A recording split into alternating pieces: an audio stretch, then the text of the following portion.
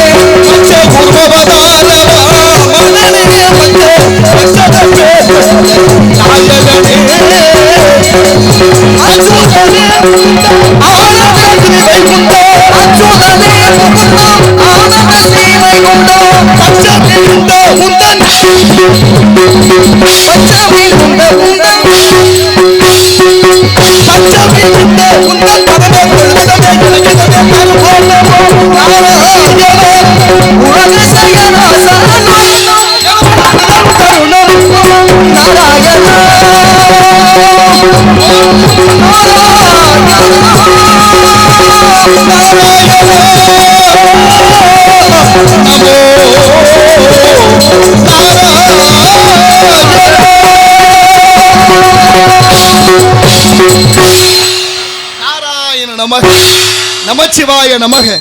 ஓம் நமோ நாராயணாய நமக. வாடினேன் வாடி வருந்தினேன் மனத்தால் பெருந்துயிர் இடும்பையில் பிறந்து கூடினேன் கூடி இளையவர் நம்மோடு அவர் தரும் கல்வியை கருதி ஓடினேன் ஓடி உயர்வென்னும் பெரும்பதம் தெரிந்து நாடினேன் ஆடி நான் கண்டு கொண்டேன் நாராயணா எனும் நாமம் என்று விஷ்ணு ராட்சியத்தால் மூவுலகம் சென்று மும்மூர்த்திகளை கண்டு கீர்த்திகள் அனைத்தும் பெற்று எம்பெருமான் முருகப்பெருமானை கண்டு தொண்டு செய்யும் வண்ணமாக அழகு மலையாகி வேள்வி மலை சாரலுக்கு வந்து விட்டோம். நாராயண நமக. ஆகவே நம் கழகத்திற்கும் இந்த உலகத்திற்கும் கீர்த்தி அளிப்போர் விநாயக மூர்த்தி. அவருடைய பெருமை என்ன? 5 கரத்தினை, ஆணை முகத்தினை, இந்தி நிலம்பரை போல மயிற்றினை, நந்தி மகண்டனை, ஞான கொழுந்தினை புந்தியில் வைத்தடி போற்றுகின்றோம் என்ற வகையிலே விநாயக பெருமானை பணிந்து விட்டாலும் சர்வம் சக்திமயம். அம்பாள் குடிகொண்டிருக்கின்றாள். சக்தி இல்லை என்றால் உடலிலே இந்த சக்தி என்பதுதான் இன்றியமையாத வழிபாடு. கொடுக்க சக்தி இல்லை, நடக்க சக்தி இல்லை, பேச சக்தி இல்லை என்று ஆகிவிடாமல் தனம் தரும், கல்வி தரும், ஒரு நாளும் தளர்வரியா மனம் தரும், தெய்வ வடிவம் தரும், நெஞ்சில் வஞ்சமில்லா இனம் தரும், கணம் தரும், பூங்குழலால் அபிராமி கடைக்கண்களே என்று சக்தி வழிபாடு இன்றியமையாத ஒன்று. சர்வம் சக்திமயம். ஆகவே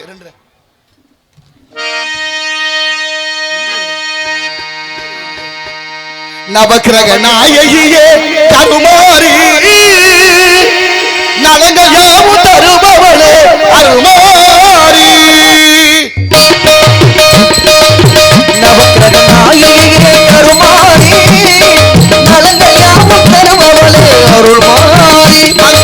வடிவான சங்கரியே மங்கள வடிவான சங்கரியே சோதரியே வைத்தவியே திரு பாலவன் சோதரியே வைத்தவியே நவக்கிரக நாயகியே அருள்மாரி நலங்கையாவும் தருபவரே அருள்மாரி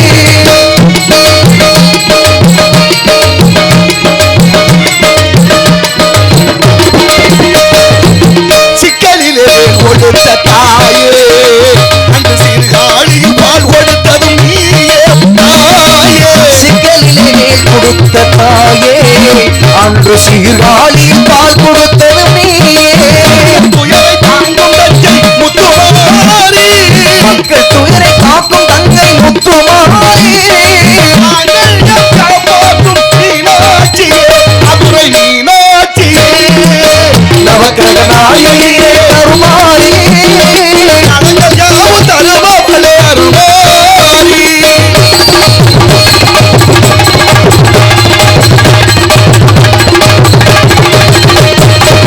குங்குமத்தில் சிரிக்கின்ற கற்பகாம்பிகே மயிலை கற்பகாம்பிகே குணமாதரி சௌபாகிய காமாட்சியே காட்சி காமாட்சியே குங்குமத்தில் சிரிக்கின்ற கற்பகாம்பியே மயிலை கற்பகாம்பியே குணமாத மாட்டுகின்ற காமாட்சியே எங்கள் காமாட்சியே கங்கை கரையருள் விசாலாட்சியே கங்கை கரையருள் விசாலாட்சியே கலைகளெல்லாம் தந்தருளும் மூகாம்பிகே கொல்லூர் மூகாம்பிகே நவக்கிரக நாயகியே அருள்மாரி நலங்கள் யாவும் தருபவளே அருள்மாரி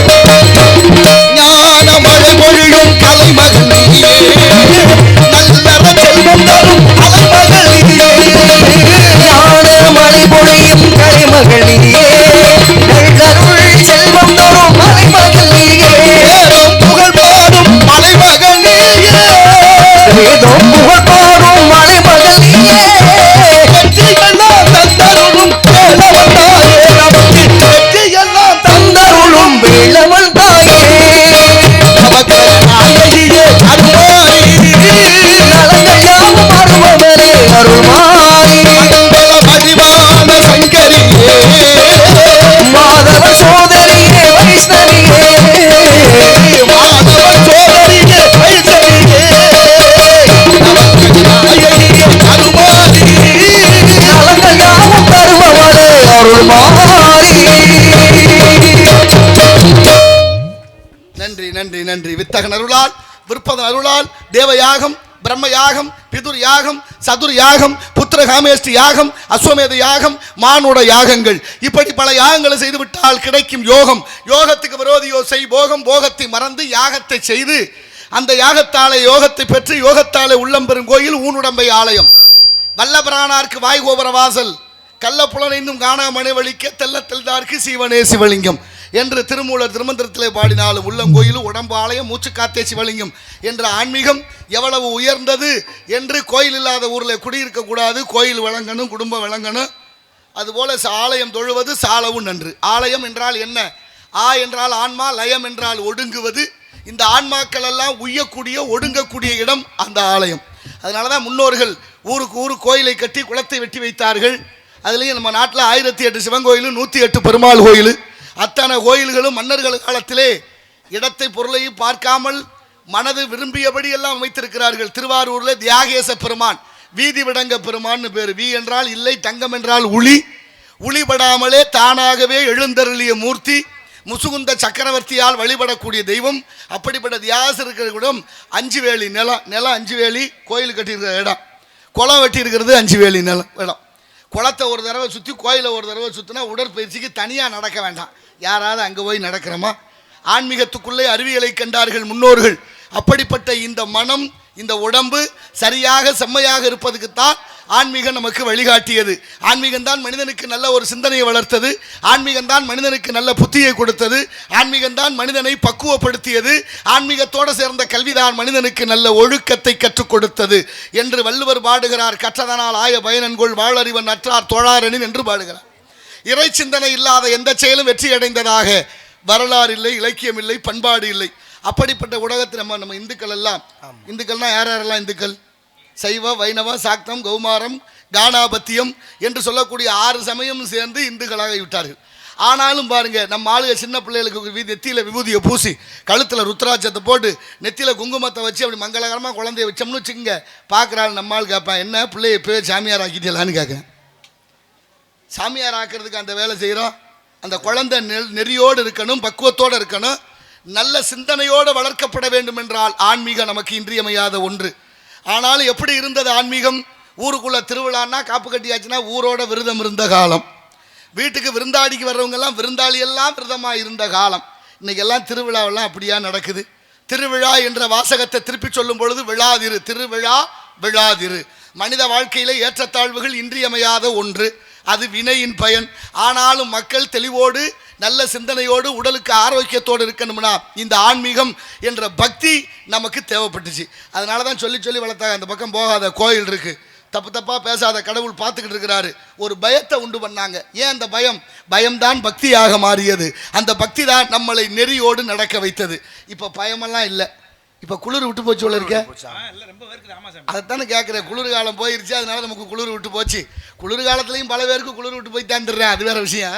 ஆனாலும் பாருங்க, இந்த குளிர் மட்டும் இல்லை, நம்ம உடம்புக்கும் மனதுக்கும் ஒரு பக்குவம் வேணும்னா ஆன்மீகம் என்ற பக்தி அது விரதமாக கூட இருக்கலாம். அதனால தான் இப்படி இருந்தது. ஒருத்தர் நடந்து போயிட்டே இருந்திருக்கிறாரு, பூசணிக்காய் கிடந்திருக்கு. பூசணிக்காய் எந்த பூசணிக்காய்? தர்பூசணி இல்லை, சாம்பல் பூசணி, நீத்து பூசணி, திஷ்டி பூசணி, திருநெல்வேலி பக்கம் தடியங்காயின்னு பேரு. ஆமா, அந்த பூசணிக்காய் பார்த்தோன்னே அவனுக்கு ஒரு ஆச்சரியம், என்ன வெள்ளை வெள்ளையர்னு இவ்வளவு உருளையா கிடக்க, என்னவா இருக்கும் அப்படின்னு உருட்டி பார்க்குறான். அது கொடியில காய்ச்சிருக்கு. கொடியில தான் பூசணிக்காய் காய்க்குங்கிறது அவனுக்கு தெரியல. ஆனாலும் அவனுக்கு ஒரு சந்தேகம் வந்துருச்சு, இவ்வளோ பெரிய காய் ஒரு சின்ன கொடியில யார் படைச்சது? கடவுள் தானா? இறைவன் தான் படைத்தானா? கொஞ்சம் கூட பொருத்தமே இல்லை. ஒரு சின்ன கொடியில இவ்வளவு பெரிய காயை படைச்சிருக்கேன். கடவுளுக்கு அறிவே இல்லை, கடவுள் முட்டாள்னு. நாட்டில் கொல்ல போயா கடவுளை முட்டாள்னு சொல்றேன், அவங்களோட தான் நம்மளும் திடுறோம். என்ன செய்யறது பாருங்க. ஆனாலும் சொல்லிட்டு அப்படியே நடந்து போய் பக்கத்தில் ஒரு ஆலமரத்தில் படுத்தேன். மேலே பார்க்குறேன், ஆலம்பழம் ரொம்ப சிறுசா இருக்கு. ஆலம்பழம் சிறுசாத்தானே இருக்கும். இப்போ முடிவு பண்ணிட்டேன், இவ்வளோ பெரிய மரத்தை வச்சுட்டு அதில் ஒரு சின்ன பழத்தை படைச்ச கடவுள் ஒரு சின்ன கொடியில் பெரிய காயை வச்சிருக்கேன். கொஞ்சம் கூட பொருத்தமே இல்லை. ஏற்கு மரம் இருக்கா? கடவுளுக்கு அறிவில்லை, கடவுள் முட்டாள் அப்படின்னு சொல்லிட்டு படுத்திருந்தேன். கொஞ்ச நேரத்தில் காற்று வந்தது, மரம் அசைந்தது, ஒரு பழம் நழுவி நெத்தியில் விழுந்தது. அம்மான்னு எந்திரிச்சேன். மேலே பார்த்தேன், ஆஹா, ஒரு சின்ன பழம் விழுந்ததுக்கே இந்த வழி வலிக்குதே. ஒருவேளை நம்ம நினைச்சது மாதிரி பூசணிக்காய் மேலே இருந்து விழுந்திருந்தா என்ன ஆகுறது? நம்ம தலை செதர் தேங்காயா போயிருக்குமே. அப்ப கடவுள் சரியாத்தான் படைத்திருக்கிறான். ஆலம்பழம் மேலே இருக்கணும், பூசணிக்காய் கீழே இருக்கணும். எதாவது எங்கெங்க இருக்கணுமோ அதது அங்கங்க இருக்கணும். இயற்கை இயற்கையாக, நதி நதியாக, ஆறு ஆறாக, மலை மலையாக, வயல் வயலாக, காடு காடுகளாக இருந்தது இறைவன் படைப்பிலே. ஆனா மனுஷ பைய பேராசையில் அம்பிட்டும் தலைகளாக போச்சு. கடவுளுக்கே புத்தி சொல்ற தன்மையா நம்மளும் மாறிட்டோம். என்ன செய்யறது?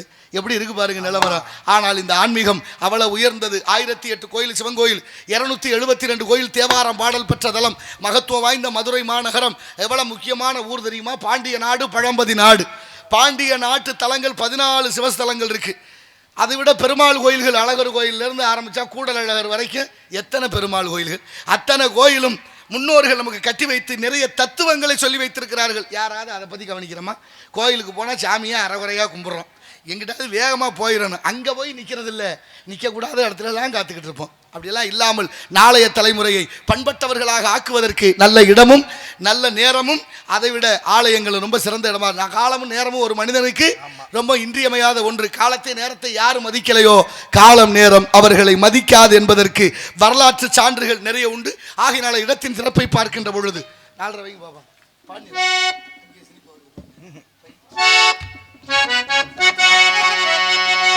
அங்கே சிரிப்பவர்கள் சிரிக்கட்டும், அது ஆணவ சிரிப்பு.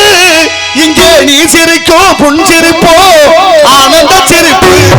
நல்ல தீர்ப்பை உலகம் சொல்லும் நாள் வரும்போது அன்று சிரிப்பவன் தான், அழுபவன் தான். சிரிப்பவர்கள் சிரிக்கட்டும், அது ஆணவ சிரிப்பு.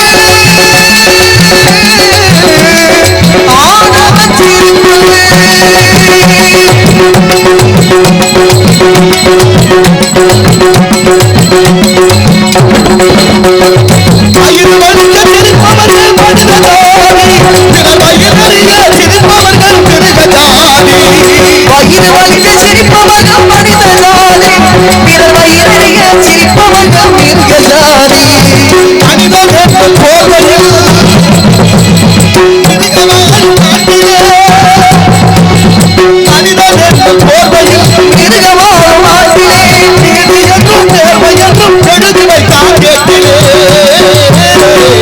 எழுதி வைத்தான் ஏட்டிலே. அங்கே சிரிப்பவர்கள் சிரிக்கட்டும், அது ஆணவ சிரிப்பு, ஆணவ சிரிப்பு.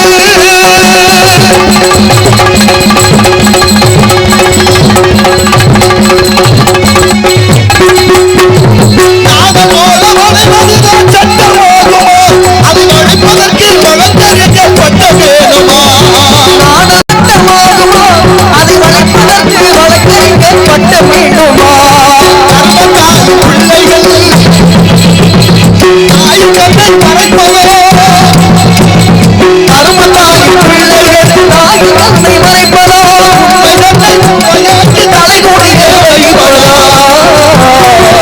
தலைகுனிய வைப்பதா? அங்கே சிரிப்பவர்கள் சிரிக்கட்டும், அது ஆணவ சிரிப்பு, ஆணவ சிரிப்பு.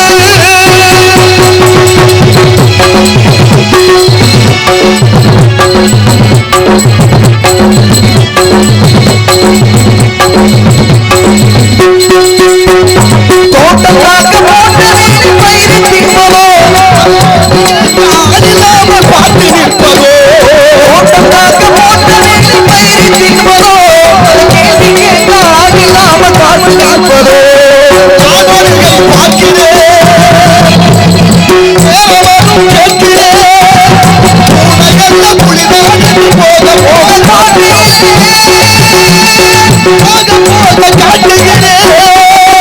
அங்கே சிரிப்பவர்கள் சிரிக்கட்டும், அது ஆணவ சிரிப்பு, இங்கே நீ சிரிப்போ உன் சிரிப்போ ஆனந்த சிரிப்பு. நல்ல தீர்ப்பை உலகம் சொல்லும் நான் வரும்போது, அங்கே சிரிப்பவர் யார் அழுவது? அங்கே சிரிப்பவர்கள் சிரிக்கட்டும், ஆணவ சிரிப்பு, ஆணவ சிரிப்பு.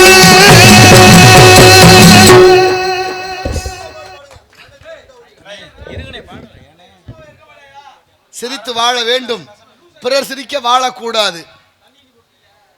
சிரித்து வாழ வேண்டும், பிறர் சிரிக்க வாழக்கூடாது. வாய் விட்டு சிரித்தால் நோய் விட்டு போகும்.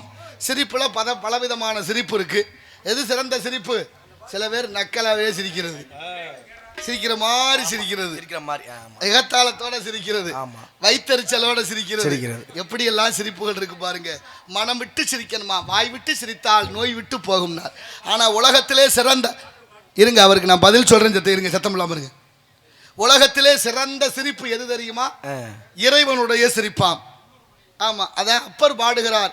நால்வர்களிலே நாயன்மார்கள் நால்வர்களிலே திருநாவுக்கரசர் என்ற அப்பர் பெருமான் இறைவனை பார்த்து பாடுகிறார். குனித்த புருவமும் கொவ்வை செவ்வாயில் குமிழ் சிரிப்பும். அதுதான் பனித்த சடையும் பால் வெந்நீரும் பவளம் போல் மேனியும் எவ்வளவு அழகாக பாடுகிறார்கள் தேவாரத்திலே. அதுதான் சிறந்த சிரிப்பு. நம்மெல்லாம் சிரிப்பா சிரிக்கிறோம், என்னத்தை சொல்றது? எதை பத்தியும் கவலை இல்லையே. நாடு போற போக்கு என்ன, நாளைய தலைமுறை வாழ்க்கை என்ன, பிஞ்சு குழந்தையிலேருந்து கிளை வரைக்கும் விட்டு வைக்கிறாங்க. இல்லை, எவ்வளவு அக்கிரமம் பெருகி போச்சு. ஆனாலும் தீர்ப்பு கிடைக்க மாட்டேங்குது. எங்க போய் சொல்றது? கன்னியாகுமரி தூத்துக்குடியில ஒரு பொம்பளை பிள்ளை கண்டதுண்டமா போயிட்டா. மதுராந்தகத்துல விடிய விடிய குடிகார நாய்கள் ஒரு பெண்ணை சித்திரவதை செய்திருக்கிறார்கள். பச்சை குழந்தையிலிருந்து கிழவிகள் வரைக்கும் நடமாட முடியல இந்த நாட்டில். ஆனாலும் நான் என்ன செய்ய, ஒன்றும் புரியல. ஐயா, நீங்க சொன்ன பாட்டு இருக்கே, கண்ணை திறந்தா ஒளி இல்லை, காலை எடுத்தா நடவல்ல அப்படின்னா, கண்ணை திறந்தா பார்வை வரணும், காலை எடுத்தா நட வரணும். எது சரி? கண்ணு தெரியணுமா தெரியக்கூடாதா? கண்ணு தெரியணும்னா அந்த பாட்டு பாடக்கூடாது. ஏன் தெரியுமா? அறம் பாடுவதுன்னு சொல்லுவாங்க. அறம் பாடுறதுல 4 வகை இருக்கு. அடுத்தவங்க நல்லா இருக்கணும்னு பாடுறது ஒரு வகையான அறம், அடுத்தவங்க கெட்டு போறதுக்கு பாடுறது ஒரு வகையான அறம், தெரிஞ்சே பாடுவது ஒரு அறம், தன்னை தெரியாமலே பாடிக்கொள்வது, தனக்குத்தானே பாடிக்கொள்வது அறம். அப்படி அறம் பாடியதுதான் தெரியாமலே கண்ணதாசன் பாடினது தெரியுமா உங்களுக்கு? அவனை எழுப்பாதீர் அப்படியே தூங்கட்டும் அப்படின்னு ஒரு பாட்டு இருக்கு.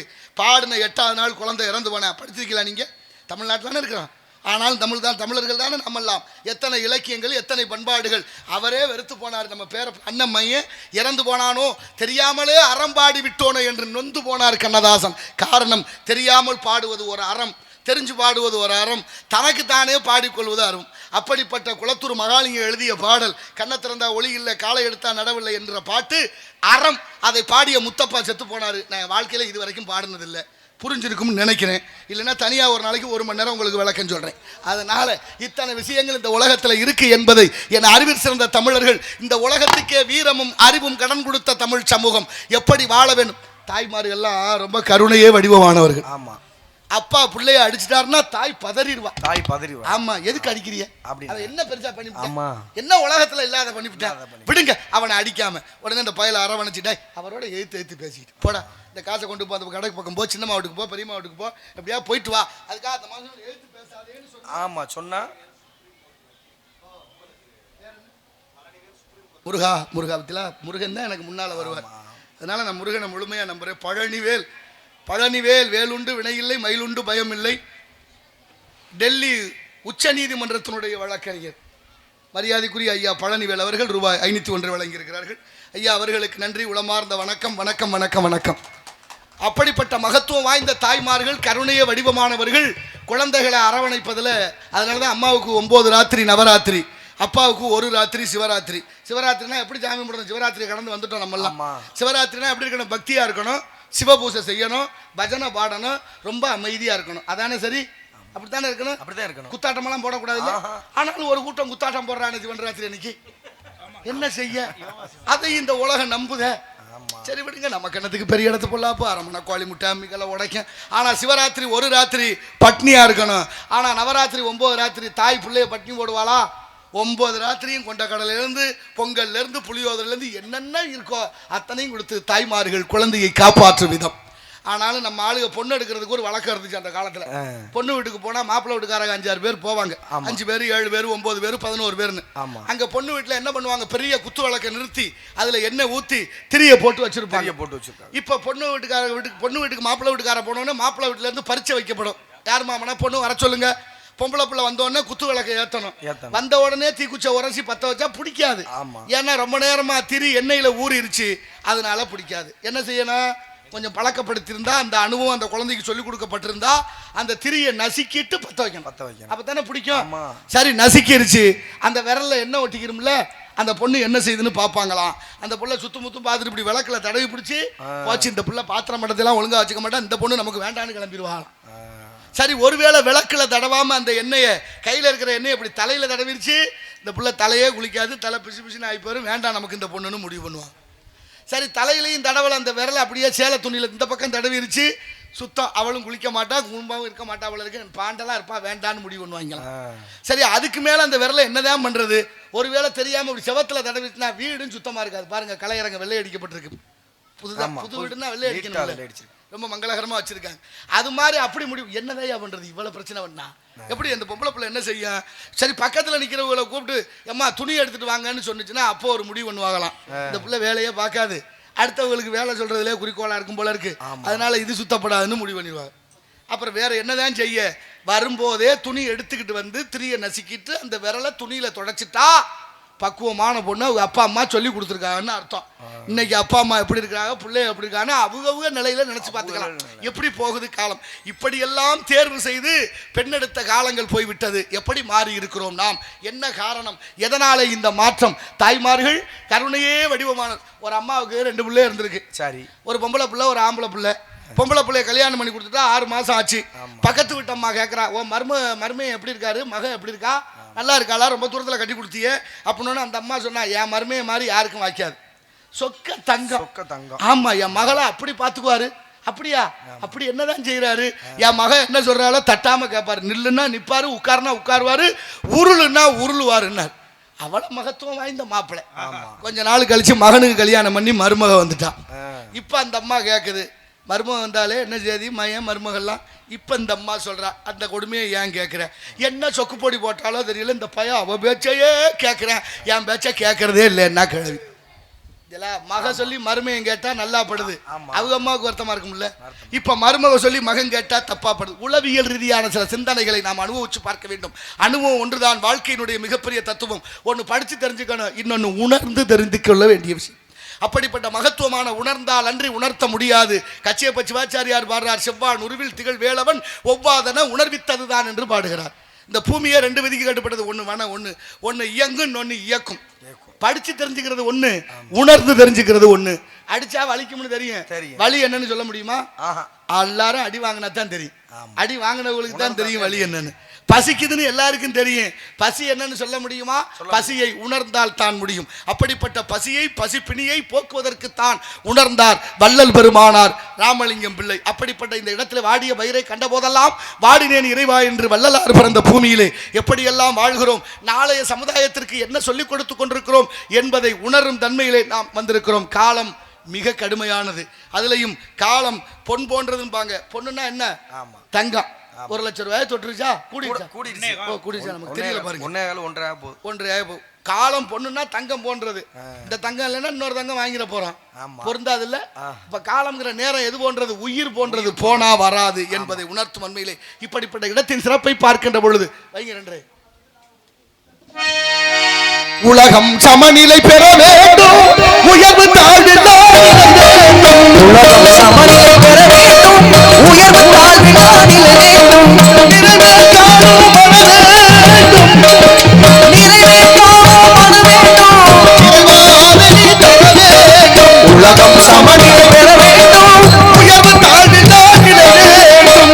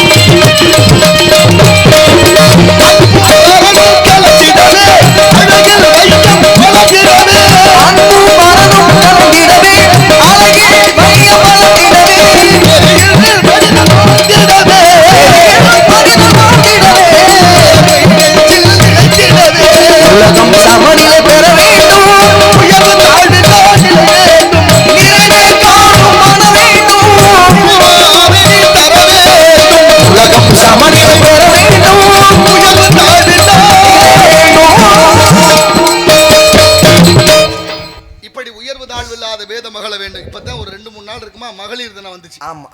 ஒவ்வொரு ஆண்டும் ஒவ்வொரு நாளும் ஒவ்வொரு தினம்.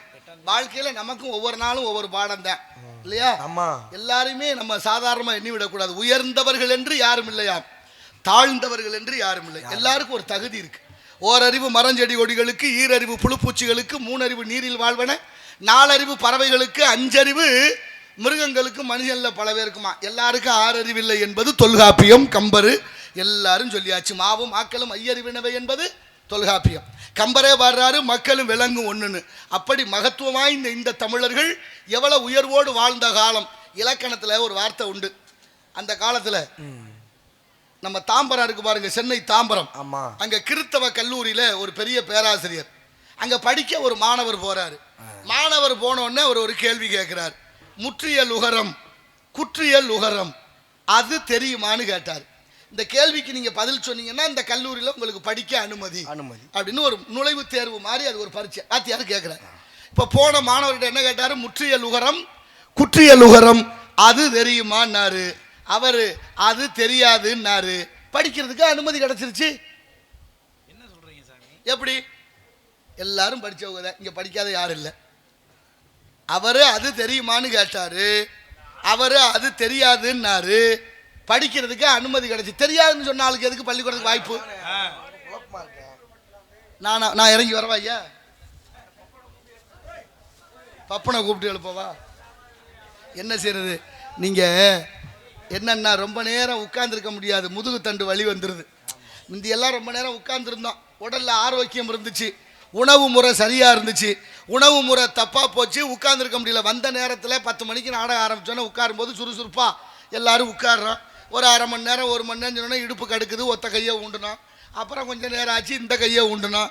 2 கையை ஊண்டி இடுப்பு கேட்கறது மாதிரில ஒத்த காலை நீட்டி, அப்புறம் 2 காலையும் நீட்டி, இந்த எங்கள் அண்ணெல்லாம் பாருங்கள் பின்னால் கையை ஊண்டி, அதுவும் இருக்க முடியலன்னா அப்புறம் பொத்துன்னு கீழே தான் விழுகணும்.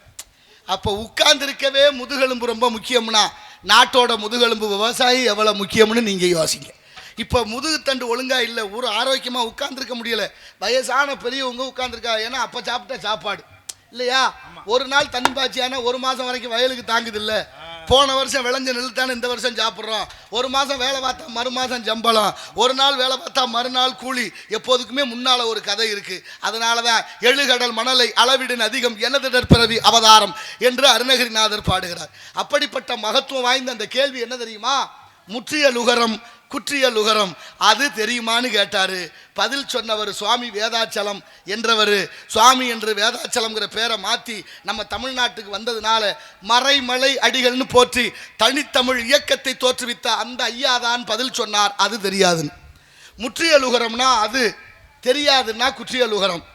அது அப்படிங்கிற வார்த்தை நம்ம சொல்லிடுவோம், அது என்ன அப்படின்னு கேட்குறோம். ஆனால் தெரியாது அப்படின்னு சொல்கிறது இல்லை. என்ன சொல்கிறான்? தெரியாது. ஓசை குறையுதா இலக்கணத்தில்? ஓசை குறைகிறதுனால அது தெரியாது, இது அதுன்னு அர்த்தம். அது முற்றிய லுகரம், அது குற்றிய லுகரம் தெரியாது. இவ்வளவுதான் அதில் உள்ள விஷயம். இப்படிப்பட்ட இலக்கணங்கள் எல்லாம் நம்மக்கிட்ட இருந்தது இருக்கு. ஆனால் தேடி படிக்கவோ சொல்லிக் கொடுக்கவோ இந்த நாட்டில் எப்படி இருக்குன்னு பாருங்க. இந்த மகளிர் தினம் வந்துச்சுன்னு சொன்னா, மகளிர் தினம் எப்படி வந்துச்சு? சும்மா வரல. எல்லா தினங்களும் வந்ததற்கு ஒரு பெரிய வரலாறு பின்னே இருக்கு. அந்த வரலாறு எப்படி என்பதுதான் அந்தந்த தினத்தன்று அவரவரும் படித்து கொண்டு மற்றவர்களுக்கும் சொல்ல வேண்டும். மகளிர் தினம் அமெரிக்காவில் பெண்கள் எல்லாம் வேலை பார்த்துருக்காங்க. ஒரு 500 பேர் ஒரு ஸ்தாபனத்தில் வேலை பார்க்குறாங்க. 1 மணி நேரம் 2 மணி நேரம்லாம் இல்லை, 16 மணி நேரம் வேலை செய்திருக்கிறார்கள். 16 மணி நேரம் வேலை செய்த அந்த பெண்களுக்கு கூலி கேட்டு போய் நிற்கிற போது அந்த முதலாளி சொன்ன விஷயம் என்ன தெரியுமா? எங்கள் உடற்பசியை தீர்த்துட்டு கூலி வாங்கிட்டு போங்கன்னு சொல்லி வச்சுருந்தாங்களாம். எவ்வளோ பெரிய கொடுமை பாருங்கள். படிக்கும்போது எனக்கு நெஞ்சு வலியே வந்துருச்சு.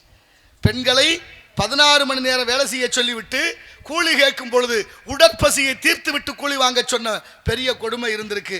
போராடினார்களாம். 1800 சொச்சத்தில் அந்த ஆண்டில் போராடி இருக்கிறார்கள். மொத்த போராட்டம் 100 நாள் நடந்திருக்கு. போராட்டத்தில் வெற்றி பெற்ற நாளைத்தான் மகளிர் தினமாக கொண்டாடப்படுகிறது முதலாக. அப்படி போராடி பெற்ற அந்த சுதந்திர மகளிர் தினத்தை மகளிர்கள் எப்படி கொண்டாடும்? நம்ம நாட்டில் ஒரு பொண்ணு இருந்தா தெரியுமா உங்களுக்கு? நம்ம நாட்டிலையும் பெரிய கொடுமை இருந்துச்சு. பெண்களுக்கு மார்பக வரி போடுறதுக்கு. மார்பகம் எவ்வளோ பெருசு, எவ்வளவு எடை இருக்குன்னு பார்த்து வரி போட்டிருக்காங்க. எவ்வளோ கொடுமையாக இருந்திருப்பாங்கன்னு பாருங்கள். அதுவும் கேரள பகுதி, திருவனந்தபுரம், அந்த மார்த்தாண்டம் அந்த பகுதியில் கன்னியாகுமரியை ஒட்டி இப்படி இருக்கிற பொழுது பெண்களுக்கு மார்பகத்துக்கு வரி போட்ட நாடு இந்தியாவில், குறிப்பாக தமிழ்நாடு என்ற பெயர் மாறணுமே, வேற வழி இல்லை என்று எண்ணி கொதித்து தெழுந்த ஒரு பெண்ணு இருந்தா தானடா வரி போடுவேன்னு அறுத்து அவங்க முகத்தில் வீசிட்டு செத்து போன ஒரு தியாக பெண்மகள் இருந்தால் அவள் தான் நாஞ்சலி என்ற வீர பெண்மகள். இன்னைக்கு மார்த்தாண்டத்தில் சிலை இருக்கு, கொண்டாடுறோமா? அதை பற்றி யாருக்காவது தெரியுமா? அதை சொல்லிக் கொடுக்கும் ஒன்றுக்கும் புண்ணியம் இல்லாததுகளே சொல்லி கொடுக்கும். பிள்ளைகளை எழுப்பும் போதே தாய்மார்கள் வீட்டில் போய் காலையில் ஒரு இங்க இப்போலாம் அப்படி இல்லை, பிள்ளையும் தூங்கலாம், தாயும் தூங்கலாம், 8 மணி 9 மணி வரைக்கும் தூங்கலாம். அப்படி ஆயிட்டோம் நம்ம காலம். நாகரிகம்னு பேர். 2 தடவை எந்திரிக்கலைன்னா 3ஆவது தடவை எருமை எந்திரிக்க மாட்டேன், தண்ணியை பிடிச்சி ஊற்ற போகிறேன்பாங்க. அதோட விடுறதில்ல, சனியனை எந்திரி. இப்படியெல்லாம் வார்த்தைகளை தப்பாக சொல்லி கொடுக்கக்கூடாது. அப்படி சொல்லக்கூடாது. பிள்ளைகள் பிஞ்சு மனசில் நல்லதை விதைக்கணுமே தவிர நஞ்சு விதைக்கக்கூடாது. கண்ணு ஏ ராஜா எந்திரிங்க, நீங்கள் தான் ஐயா மாமல, தங்க மாமல, வெள்ளி ஆமல, வைர மாமல, எந்திரிங்க. நீங்கள் நாளைக்கு நீங்கள் தான் மதுரை ஆட்சியராக வர போறீங்க. ஆமாம், எல்லாரும் பேசிக்கிறாள் உங்களை பற்றி. இப்படி சொல்லணும். எண்ணுவதெல்லாம் உயர்வாக எண்ணினால் நடப்பதெல்லாம் உயர்வாக நடக்கும். பாரதி சொல்கிறான், பெரிதினும் பெரிதுகள் என்று. எண்ணம் விசாலமாக இருந்தால் நடப்பது விசாலம். இலக்கு எப்படி இருக்கணும்? இலக்கு குறிக்கோளுங்கிற இலக்கு சரியா இருக்கணும். மகாபாரதத்தில் ஒரு கதை உண்டு. அர்ஜுனனுக்கும் கௌரவர்களுக்கும் ஒரு போட்டி வைக்கிறாரு துரோணாச்சாரியார் வாத்தியார். எப்போதுமே கௌரவர்கள் வாத்தியார் மேல புகார் பண்ணிக்கிட்டே இருப்பா பீஷ்மாச்சாரியார்ட்ட. இந்த அர்ஜுனையும் பாண்டவர்களுக்கு மட்டும் அவர் ஒழுங்கா சொல்லி கொடுக்குறாரு, எங்களுக்கு சொல்லியே கொடுக்கறது இல்லை அப்படின்னு ரொம்ப புகார் பண்ணிக்கிட்டே இருப்பாங்க. ஒரு நாள் பீஷ்மாச்சாரியார் வந்து துரோணர்கிட்ட இதை கேட்குறாரு, நீங்கள் என்ன அவங்களுக்கு ஒழுங்காக சொல்லிக் கொடுக்கலாம்ல, உங்கள் மேலே எப்போ பார்த்தாலும் புகார் சொல்லிக்கிட்டே இருக்கிறாங்க, எல்லாருக்கும் ஒழுங்காக சொல்லிக் கொடுங்க. அப்படிலாம் செய்கிறது இல்லை. 300 மாணவர்கள் படிக்கிற இடத்துல நான் என்ன மாற்றியா சொல்கிறேன்? ஒரு ஆளுக்கு சொல்கிற மாதிரி தான் எல்லாருக்கும் சொல்கிறேன். பாடம் ஒரே மாதிரி தான் நடத்துகிறேன். அவரவர்களுடைய புத்தியும் சிந்தனையும் எப்படி இருக்கோ அப்படித்தான் பதியும். சரி, ஒரு நாளைக்கு பரீட்சை வைப்பான், நீங்களும் வாங்க, எல்லா மாணவர்களும் வர சொல்லுவான். இப்போ துரியோதனனை கூப்பிட்டாரு, துரோணர் அச்சரம் எழுதினாரு, அதுக்குள்ள நிக்க சொன்னாரு. ஒரு மரத்து கிளையில ஒரு கிளி பதுமையை வச்சாரு, அந்த கிளி பதுமையை அடிக்கணும். இப்ப குறி வைக்க சொன்னாரு, வச்சான் துரியோதனு. துரோணர் கேட்கிறாரு, மரம் தெரியுதா துரியோதனா? தெரியுது குருநாதா. கிளை தெரியுதா துரியோதனா? தெரியுது குருநாதா. அதுல இலையெல்லாம் தெரியுதா? தெரியுது குருநாதா. அதுல ஒரு கிளி வச்சிருக்கமே தெரியுதா? தெரியுது குருநாதா. கிளியோட கழுத்து தெரியுதா? தெரியுது குருநாதா. அட்ரான்னாரு, அடிச்சான். கிளி இருக்கிறதுல இருந்து 3 மைலுக்கு அப்பால போயிடுச்சு, கிட்டத்திலே போகல. எல்லாம் தெரிஞ்சவனுக்கு அடிக்க முடியல. கொஞ்சம் நேரம் சென்று அர்ச்சுனனை கூப்பிட்டு நிறுத்தினாரு. அர்ச்சுனை வந்து நின்னான். குறிவை அர்ச்சுனான்னாரு துரோணரு. துரோணர் கேட்கிறாரு அர்ச்சுனனை, மரம் தெரியுதான்னு கேட்டாரு. அவன் தெரியலன்னா. இப்ப முடிவு பண்ணிட்டான், இங்க இருந்தேன் போறான். அவன் தெரியுதுன்னு சொன்னவனாலேயே அடிக்க முடியல. இவன் இப்பவே தெரியலன்ட்டான், இவன் எங்கேயா அடிக்க போறான்? எப்படி யோசிக்கிறாங்க பாருங்க. இவன் மரமே தெரியலைன்னா எப்படி அவன் அடிப்பான்னு யோசிச்சான். அடுத்த வார்த்தை துரோணர் கேட்டாரு, கிளை தெரிகிறதா? தெரியலன்னு. அடுத்து இலை தெரியுதா? தெரியலன்னு. முடிவு பண்ணிட்டேன், சுத்தமா ஒண்ணும் தெரியாம வந்து நிக்கிறானே, இவனை வச்சு எப்படி பண்றதுன்னு யோசிச்சாங்க. கடைசியா கிளி தெரியுதான்னு கேட்டாரு, தெரியலன்னா. சரி கழுத்து தெரிகிறதா? தெரிகிறதுன்னு அர்ச்சுனு. அட்ரான்னாரு. கிளியோட கழுத்து அறுபட்டு துண்டாக விழுந்தது. அப்ப நோக்கமும் குறிக்கோளும் ஒரு இடத்துல வச்சாச்சுன்னா அதுல இருந்து வலுவாது இருந்து விட்டால் எப்படி வெற்றி அடையலாம் என்பதற்கு இந்த கதையெல்லாம் உதாரணம். அதையெல்லாம் உணர்ந்து நாளைய பிள்ளைகளுக்கு சரியாக சொல்லி கொடுத்தால் படிப்பினையாக இருக்கும். அதானே சரி? எல்லாரும் சரி, அதான் சரி இருக்கணும். இல்ல எத்தனை கதைகள் இருக்கு நமக்கு. அடுத்து ஒரு கதை சொல்லுவோம். இப்ப இடத்தின் சிறப்பை பார்க்கின்ற பொழுது உயர்ந்த இடத்தில் இருக்கும் போது உலகம் உன்னை மதிக்கும். உயர்ந்த இடத்தில் இருக்கும் போது உலகம் உன்னை மதிக்கும். இளமை கொஞ்சம் இறங்கி வந்தால் நிழலும் கூட இருக்கும். மதியாதா தலைவாசல் விதியாதே என்று சொன்னது அர்த்தம் உள்ளது, அதில் அர்த்தம் உள்ளது. பரமசிவன் கழுத்தில் இருந்து பாம்பு கேட்டதாம், அருடா சௌக்கியமா இருக்கும் இடத்தில் இருந்து கொண்டால் எல்லாம் சௌக்கியமே கருடல் சொன்னது, அதில் அர்த்தம் உள்ளது.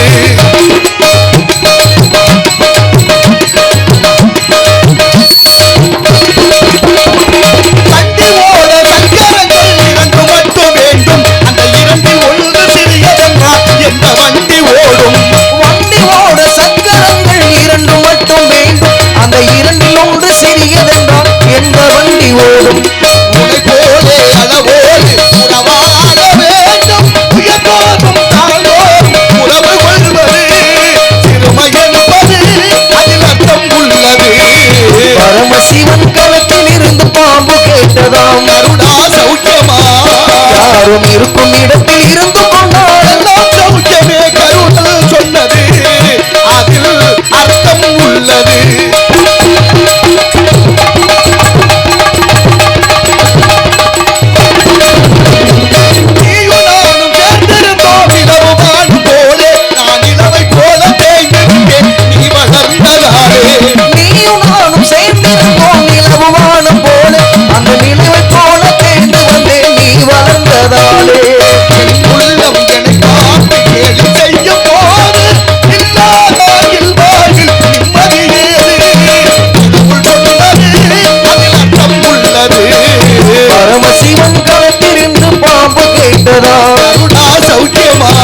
யாரும் இருக்கும் இடத்தில் இருந்து கொண்டால் எல்லாம் சௌக்கியமே கருடல் சொன்னது, அதில் அர்த்தம் உள்ளது.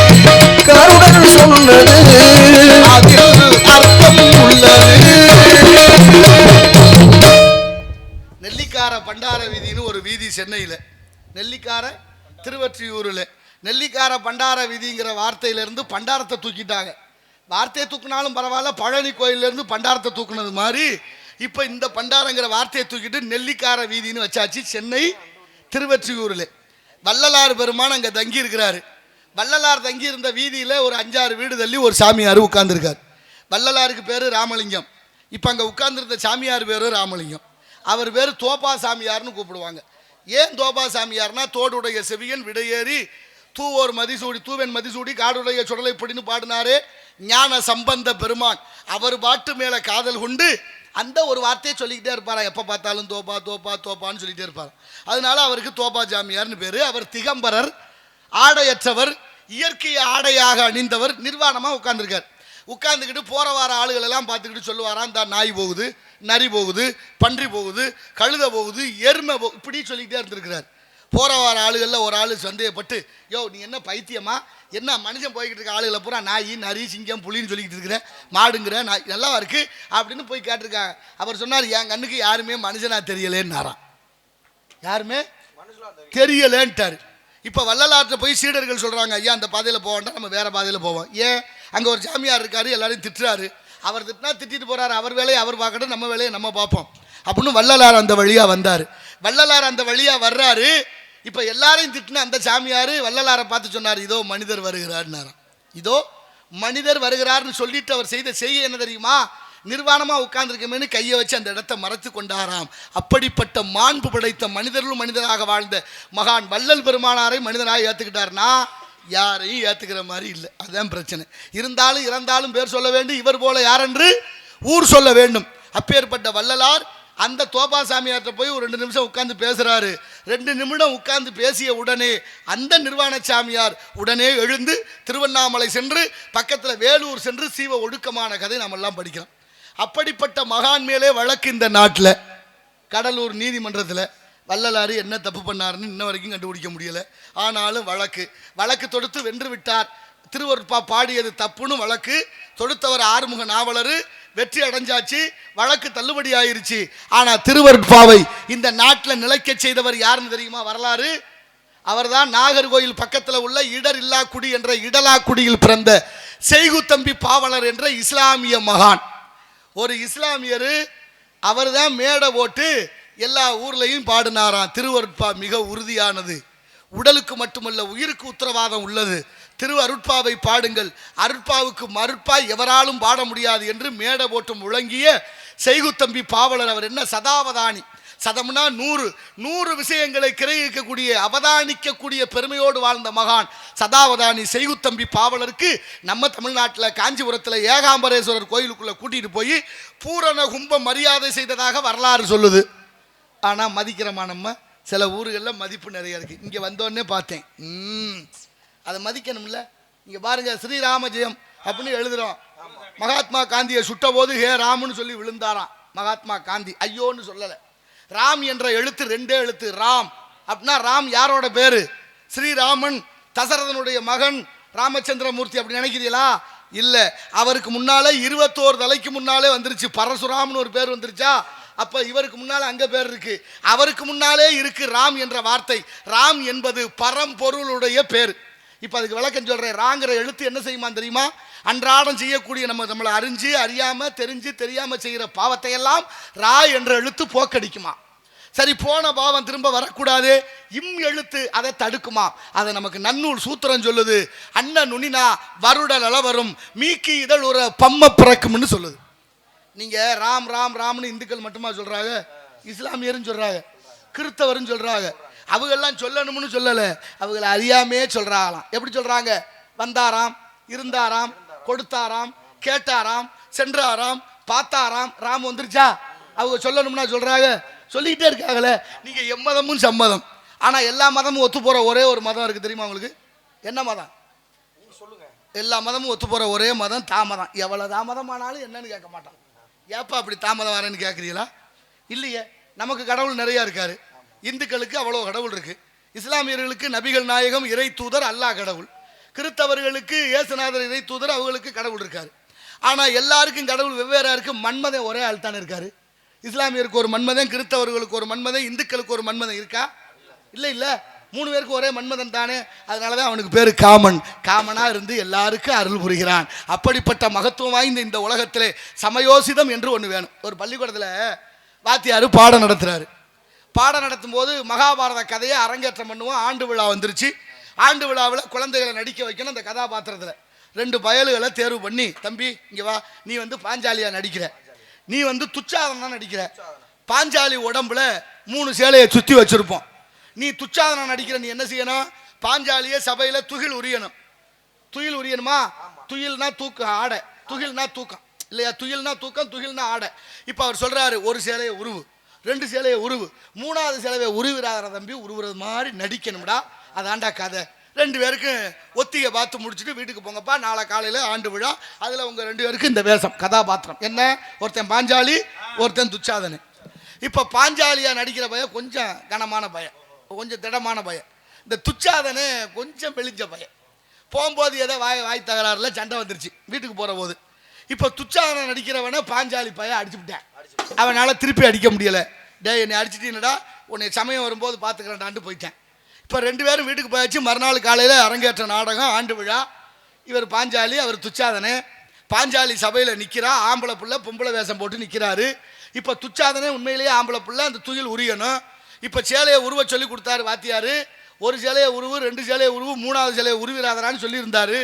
அவன் 2 சேலையை உருவிட்டு 3வது சேலை உருவ வரும்போது யோசிக்கிறான், நேற்று போயில அடிச்சியலை நீ மானத்தை இன்னைக்கு வாங்காமல் விட்றதில்லான்னு மனசுக்குள்ள வச்சுக்கிட்டு 3வது சேலையும் உருவிவிட்டேன். உருவுனா டவுசரோட நிற்கிறான், கால் சட்டையோட. சபையில் எல்லாரும் சிரிப்பா இல்லை. அந்த பயலுக்கு யோசனை என்ன வந்துச்சு தெரியுமா? படக்குன்னு சொன்னேன், கண்ண பரமாத்மா, எங்கள் அண்ணா இந்த சபையில் நான் பொம்பளையாக இருந்தால் என் மானம் போயிடும்னு என்னை ஆம்பளையாக மாற்றிட்டியப்பா, ஓ கருணையோ கருணைன்னு நான் பாருங்க. அந்த சிந்தனையும் செயல்பாடுகளும் இந்த பிள்ளைகளுக்கு இருக்கணும். எப்படி இருக்கணும்? அப்படி இருந்தால்தான். அப்படியா இருக்கு. இன்னைக்கு ஒரு பள்ளிக்கூடத்தில் வாத்தியார் பயல்கிட்ட கேட்குறாரு, என்னடா இப்படி தப்பாக பேசுகிற, உச்சரிப்பு இல்லாமல் இருக்கடா, பூ ஈஸ் பாயும் புஷ்பம் சொல்கிறான்னா அவன் பூ ஈஸ் பாயும் புய்ப்பம்னு. ஆமாம், புய்ப்பம். அவங்க அப்பா வர சொல்லி என்னையா அவன் மகன் புஷ்பம்னு சொல்ல தெரியல, புய்ப்பம்ங்கிறானேன்னு. ஆஹா, அவர் யோசிச்சார், இந்த பிரச்சனை நம்ம வம்சத்துக்கே தகராறாச்சே, புள்ள அதில் போய் சிக்கிட்டானே அப்படின்னு. உடனே அப்பா சொன்னாரான், தம்பி அப்படி சொல்லக்கூடாது, நான் சொல்கிற மாதிரி சொல்லு, பூ உண்டுன்னு சொல்லலாம், பொய்ப்பம் உண்டுன்னு சொல்லலாம், ஐயா சொன்னது மாதிரின்னு சொல்லலாம்னு. நானா ஐயா என்ன சொன்னார்னா அப்பனுக்கும் தெரியல மகனுக்கும் தெரியல. மேலதிகாரி பார்த்துட்டு தலைமை ஆசிரியரை கூப்பிட்டு, அப்பா மையன் 2 பேரும் இப்படி பேசுகிறாங்களே, இதானா ஐயா உங்கள் ஊரில் இப்படித்தான் பேசலாம், ஒழுங்காக சொல்லிக் கொடுக்கலான்டா. அவர் சொன்னார், எங்கள் ஊரில் பழக்க வழக்கமே இப்படித்தான். எப்படி இருக்கு பார்த்தீங்களா? தமிழ் கூறு நல்லுலகம், தமிழ்நாடு, நாமெல்லாம் தமிழர்கள். உங்களுக்கு ஒரு ஆச்சரியம் தெரியுமா? வடநாட்டிலேருந்து வந்த இந்திக்காரன் பூரா நம்மளை பார்த்து அண்ணா வணக்கம்ங்கிறேன், நம்மால் வாங்க ஜீன்றேன். கடுப்பாக வருது. அவன் நம்மளை அண்ணேன்னு கூப்பிட ஆரம்பிச்சிட்டேன். ஆனால் நம்மளும் மாறுற மாதிரியே இல்லை. நாங்கள் இப்படி தாண்டா திரிவோம்னு எங்கே போய் சொல்கிறது. எப்படி இருக்கு பாருங்க இந்த இலகை. ஒருத்தர் இறந்து போனார்.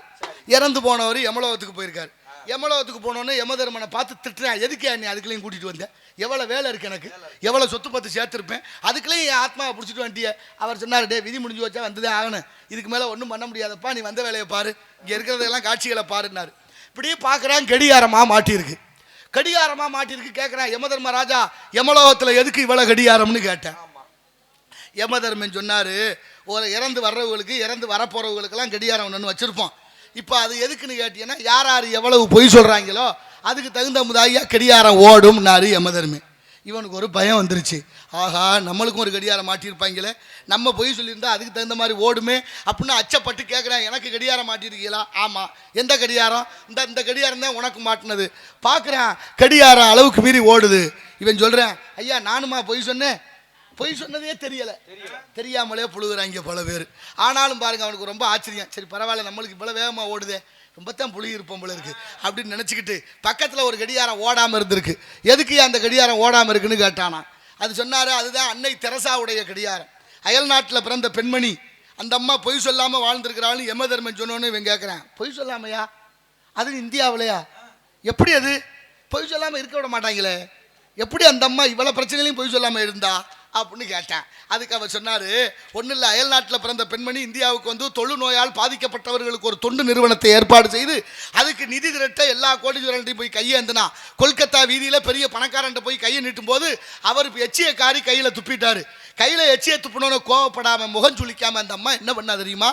ஒரு கையை அப்படியே மடக்கிக்கிட்டு மறு கையை நீட்டி சொன்னாலாம், கோடீஸ்வரர் எனக்கு வேண்டியதை கொடுத்துட்டீங்க போதும், என் பிள்ளைகளுக்கு ஏதாவது கொடுன்னு கேட்டா அந்த ஆள் நொந்து போய் சொத்துல பாதி எழுதி வச்சதாக வரலாறு இருக்கியா. அப்படிப்பட்ட தியாகசீலம் அந்த அம்மையார். அதனால தான் கடிகாரம் ஓடலேன்னு. இப்போ இன்னா செய்தாரை ஒருத்தல் அவர் நான் நன்னயம் செய்து விட வந்துருச்சா. அப்படியே பார்த்துக்கிட்டு இருந்து இந்த பக்கம் திரும்பினேன், ஒரு காத்தாடி கடாமுடான்னு ஓடிட்டு கிடந்துச்சு. ஆமாம். கேட்குறேன், இவன் ஐயா காத்தாடி அருந்து விழுந்து போல இருக்கு, அந்த அளவுக்கு ஓடுதே, இது எதுக்கு இப்படி ஓடுதுன்னு கேட்டேன். அவர் யமதர்மன் சொன்னார், காத்தாடி இல்லைடா அதுவும் கடிகாரம் தான்னாரு. கடிகாரமா? இப்படியும் ஓடுமா? என்னையா பெரிய ஆச்சரியமா இருக்கு, இது யார் வீட்டு கடிகாரம்னு கேட்டேன். யமதர்மன் சொன்னார், அதாண்டா தமிழ்நாட்டில் இருக்கிற மொத்த அரசியல்வாதிகளுக்கும் உள்ள கடிகாரம்னாரு. அப்படின்னா எவ்வளவு புழுகிருப்பாங்க, இன்னமும் புழுகிறாங்க, நம்புறமே. என்ன புழுகுனாலும் நம்ம மாற மாட்டோம், அது வேற விஷயம். நமக்கு தேவையில்லை. அது பெரிய இடத்து பொல்லாப்பு, அரமணை கோழி முட்டை அம்மிகளை உடைக்கும். நாளைய தலைமுறையை வளர்ப்பதற்கு என்ன வைத்திருக்கிறோம் என்ற வரலாற்றுடைய சிந்தனைகளை எந்த பிள்ளையும் சொல்லி பேச்சு கேட்கறது இல்லை. எங்கள் வீட்டில் 2-3 பேர் இருக்காங்க. வீட்டுக்கு வந்தால் நாளைக்கு ஒரு ஏதாவது தகவல் தெரிஞ்சுக்காட்டு, ஏன்டா தம்பிங்க வா, என்ன இந்த மாதிரி பேசிக்கிறா, இந்த இடத்துல நீ நின்னியாமலன்னு யார் சொன்னா? என்ன அர்த்தம்? காதுலேயே வாங்குறாங்க இல்லை, எனக்கு என்ன போயிடுறாங்க. டேய், நான் என்ன கேட்டுக்கிட்டு இருக்கேன், நீ பாட்டில் போய்கிட்டு இருக்கேன்னா அதெல்லாம் விடுங்க, எனக்கு தெரியாது. அதெல்லாம் எப்படி தேவையில்லாமல் தலையிடாதீங்கன்னு சொன்ன கதை எத்தனை வீட்டில் நடக்குது. எந்த பிள்ளையில வாத்தியார்களுக்கு மாணவர்களுக்கு இருந்த ஒற்றுமை எவ்வளவு விரிசல் அடைஞ்சு போச்சு, எப்படி ஏன் இந்த மாற்றம் எதனால் இதனால் நடக்கிறது என்பதை எல்லாரும் உணர்ந்து பார்க்க வேண்டிய தருணத்தில் வாழ்ந்து கொண்டிருக்கிறோம். அப்படிப்பட்ட இடத்தின் சிறப்பை பார்க்கின்ற பொழுது அழகான இடம் வேள்விமலை சாரல். இங்கே வள்ளி காவல் காத்து கொண்டிருப்பதாக அறிந்தோமே, அறிகிறதா? சத்தம், சத்தத்தால் அடக்கணும். நல்ல சத்தம், அற்புதமான சத்தம், ஆலோலம் சோ என்ற அற்புதமான கானம். வள்ளி இங்கே காவல் காத்து கொண்டிருக்கின்றால் முருகனை அடைய வேண்டும் என்ற லட்சியத்தோடு முருகனுக்கு இங்கே திருமணம் நடக்க இருக்கிறது. வள்ளிக்கு திருமணம், வள்ளி திருமணம். வள்ளி திருமணத்தை நடத்தி வைக்கிறவர் நான். எல்லாரும் பொண்ணு விட்டு மாப்பிள்ளை வீட்டுக்கு கல்யாணத்துக்கு போனால் என்ன செய்வீங்க? அச்சதை தூவிட்டு பொண்ணு மாப்பிள்ளையை வாழ்த்திட்டு வருவீங்க. இங்கே அப்படி இல்லை. எல்லாரும் வந்து பொண்ணு மாப்பிள்ளை காலில் விழுந்து ஆசீர்வாதம் வாங்கிட்டு போகணும். ஏன்னா இது தெய்வீக திருமணம். அச்சதைனா என்ன அர்த்தம்? சதைனா குத்துவது, அச்சதைனா குத்தப்படாதது. அந்த காலத்தில் நெல்லை ஊற வச்சு அந்த மேலே இருக்கிற உமியை உரிச்சு எடுத்து முனை முறியாத அரிசியில் மஞ்சள் கலந்து அதில் மலர் சேர்த்து அப்படித்தான் அச்சதை தூவி இருக்கிறாங்க. இன்னைக்கு அப்படியா இருக்கிறான்? மண்டபத்தில் போய் உட்காந்துடுறான், பொண்ணு மாப்பிள்ளை அந்த கடைசியில் இருக்கான், நம்ம இந்த கடைசியில் இருக்கிறான். தாம்பழத்தில் கொண்டு வந்து அரிசியும் மலரையும் கொடுத்துட்றாங்க. தாலியை கட்டினோன்னே கட்டி மேளம் சத்தம் இங்கேருந்து வீசினா அங்கே போகுதோ இல்லையா, நமக்கு முன்னால் இருக்கிற அத்தனை பேர் தலையிலையும் விழுகு. இதுவா ஆசீர்வாதம்? எப்படி இருக்கு பாருங்க. எப்படி எல்லாம் மங்களகரமான வார்த்தைகளும் போக்குகளும் நம்மகிட்ட இருந்ததெல்லாம் மருவி போனது. ஆனாலும் இந்த திருமணம் மற்றதெல்லாம் வெறுமணம், இது திருமணம். திரு என்ற உயர்வோடு மனம் எங்கேயிருந்து கிடைக்கும்? மலரிலிருந்து வரும். மலரிலிருந்து வரக்கூடிய மனத்தை ஆண்மகனும் நுகரணும். எதுக்காக? அந்த காலத்தில் தாலி கட்டும் போது முன முடியாத மஞ்சள் கயிறோடு சேர்த்து தாலி கட்டினாங்க. அதுக்கப்புறம் மருவி தாழம் என்ற பனை ஓலையில் எழுதினாங்க. அதனால தான் தாலின்னு பேர் வந்துச்சு. பனை ஓலையில் இன்னார் மகன் இன்னாருக்கு கொடுக்குறோம்னு எழுதி அப்படி கட்டினாங்க. அதுக்கப்புறம் கொஞ்சம் வசதி வாய்ப்பு நாகரிகம் பெருகிச்சு. தங்கத்தில் தாலியை செய்து நூலில் கோர்த்து கட்டினோம். அந்த நூலில் கோர்த்து கட்டி முத நாள் மட்டும் கட்டுறோம், மறுநாளே தங்கத்தில் மாற்றிடுறோம். இன்னமும் சில வீடுகளில் இன்றைக்கி இருக்கிற சூழல் என்னாச்சு? தங்கத்திலே தாலியை செய்து தாலி கயிறையும் தங்கத்தில் சங்கிலியாக மாற்றி கட்டுறதெல்லாம் இல்லை, தூக்கி மாற்றுறதோட சரி. எப்படி மாறி இருக்கும்? இதில் என்ன சிக்கல் தெரியுமா உங்களுக்கு? மஞ்சள் நூலில் தாலியை கோர்த்து கட்டிட்டு பெண்ணு குளிக்கும் போது முக நிறைய மஞ்சள் பூசி தாலி கயித்துல மஞ்சள் பூசி குளிச்சுட்டு இரவு கணவனோடு தூங்குனா அந்த மஞ்சளை நுகர நுகர நுகர நுகர நுகர நோய் எதிர்ப்பு சக்தி பெருகி புருஷனும் பொண்டாட்டியும் கடைசி வரைக்கும் நோய் இல்லாமல் வாழ்ந்த காலம். எப்பொழுது நாகரிக நமகளை வந்துச்சோ மஞ்சள் பூசுறதை விடுத்துட்டோம், மஞ்சள் நூலை கலட்டிட்டோம். உங்களுக்கு தெரியுமா என் அறிவில் சிறந்த பெரியோர்களே, தமிழ்நாட்டில் 100% பெண்களுக்கு ஒரு பக்கம் மார்பகம் இல்லை. காரணம் புற்றுநோய். இந்த நாட்டில் தமிழ்நாட்டில் மஞ்சளுக்கு பேர் போன மாநகரம் எது? ஈரோடு. ஈரோடு தான் இன்னைக்கு தமிழ்நாட்டில் புற்றுநோய்க்கு முதலாவது இடம். அப்போ என்ன காரணம்? ஏன் இப்படி மாறுச்சு? ஏன் இந்த இவ்வளவு எல்லாமே மாறி மாறி மாறி மாறி? ஆங்கில மருத்துவம் விரலில் புண்ணு வந்துன்னா விரலை வெட்டுறாங்கிறேன், விரலுக்கு மேலே புண்ணு வந்துன்னா காலை வெட்டுறாங்கிறேன். உடம்புல எந்த பாகத்தில் நோய் வந்துட்டாலும் வெட்டி எடுக்கிறதுக்கு தான் ஆங்கில மருத்துவம் சொல்லுது. அதுக்காக மருந்து மாத்திரை, நோயை குணப்படுத்துறதுக்கு தானே மருந்து மாத்திரை. தலைவலிக்கு மாத்திரை போட்டால் 1/2 மணி நேரம் 1 மணி நேரத்தில் நிற்கிது. வயிற்று வலிக்கு மாத்திரை போட்டால் அது ஒரு 6 மணி நேரம் 5 மணி நேரத்தில் நிற்கிது. எல்லா நோய்க்கு மாத்திரை போட்டால் தீருது, சக்கரை நோய்க்கு மாத்திரை போட்டால் தீரவே மாட்டேங்குது. எத்தனை பேர் தொந்தரவு படுறாங்க. ஆனாலும் எல்லாம் சரி செய்ய நமக்கிட்ட ஒரு மருத்துவம் இருக்கு, அதான் சித்த மருத்துவம். அது தமிழகத்தினுடைய பூர்வீக மருத்துவம். ஏன்னா இது சித்தர்கள் வாழ்ந்த பூமி. அப்படிப்பட்ட சித்தர்கள் கண்ட மூலிகையினுடைய மருத்துவம் நிரந்தரமானது, பக்க விளைவு இல்லாதது. இன்னைக்கும் பாருங்க, கிட்னிங்கிற சிறுநீரகம் கெட்டு போய் உப்பு கூடிருச்சுன்னா அதை போக்குறதுக்கு சுரக்காயும் மூக்கரட்டக்கீரையும் இருக்கு. யார் சாப்பிட்றா? சுரக்காய் குண்டு சட்டி மாதிரி கோழி கழுத்து மாதிரி இருந்துச்சு, இப்போ சுரக்காய் புடலங்காய் மாதிரி வந்துருச்சு. அத்தனையும் மாற்றிட்டேன் மனுஷ போய் பேராசையில். எங்கே போய் சொல்கிறது? நீங்கள் நம்ம நாட்டோட தேசிய கீதத்தை எழுதிய ஐயா ரவீந்திரநாத் தாகூர் ரஷ்யா போகிறார். ரஷ்யாவுக்கு போய் அங்கே உள்ள மாணவர்கள் பள்ளிக்கூடத்தில் போய் ஒரு கேள்வி கேட்குறார். மாணவர்களே, 5 ரூபாய்க்கு ஒரு பேனா வாங்கினேன், 10 ரூபாய்க்கு விற்றா என்ன கிடைக்கும்னு கேட்டார். 5 ரூபாய்க்கு வாங்கின பேனா 10 ரூபாய்க்கு விற்றா என்ன கிடைக்கும் தம்பி? 5 ரூபா லாபம் கிடைக்கும். அப்படித்தான் நம்ம படித்தோம், அப்படித்தான் நமக்கு சொல்லி கொடுத்தாங்க. ஆனால் அங்கே உள்ள மாணவர்கள், ரஷ்யா உள்ள மாணவர்கள் என்ன சொன்னார்களாம் தெரியுமா? நம்ம நாட்டு இந்திய தேசிய கீதத்தை பாடிய ரவீந்திரநாத் தாகூரை பார்த்து சொன்னார்களாம் மாணவர்கள் எல்லாம், பெரியவரே 5 ரூபாய்க்கு வாங்கின பேனாவை நீங்க 10 ரூபாய்க்கு வித்தீங்கன்னா எங்க நாட்டில் 6 மாதம் சிறை தண்டனை. அப்படி சொல்லி கொடுத்துருக்குறாங்க. ஏன் சிறை தண்டனை? 5 ரூபாய்க்கு வாங்கி 5 ரூபாய்க்கு கூட வித்தா இதுல என்ன தப்பு? எதுக்கு 6 மாதம் சிறை தண்டனை? அப்படின்னா சட்டப்படி ஒரு பொருளுக்கு லாபம் 30% இருக்கணும். 5 ரூபாய்க்கு வாங்கின பேனாவை 7 ரூபாய்க்கு விற்கலாம். 3% மேற்கொண்டு கூட்டி 10 ரூபாய்க்கு வித்தா அது தவறுன்னு சொல்லி கொடுக்கப்பட்டிருக்கு அங்க உள்ள பிள்ளைகளுக்கு. நமக்கு என்ன சொல்லி கொடுக்குறோம்? 5 ரூபாய்க்கு வாங்கினது 50 ரூபாய்க்கு வித்தா கூட பிரச்சனை இல்லை, வித்துப்படணும். எப்படி விளங்குமாயா? விளங்குமா? என்னத்தை சொல்றது? ஆலோலம் சோ என்று பண்பாடி கொண்டிருக்கின்றாள் பெண்மகள் என்பதை பார்க்கின்ற பொழுது வைங்க இந்தோல அஞ்சரை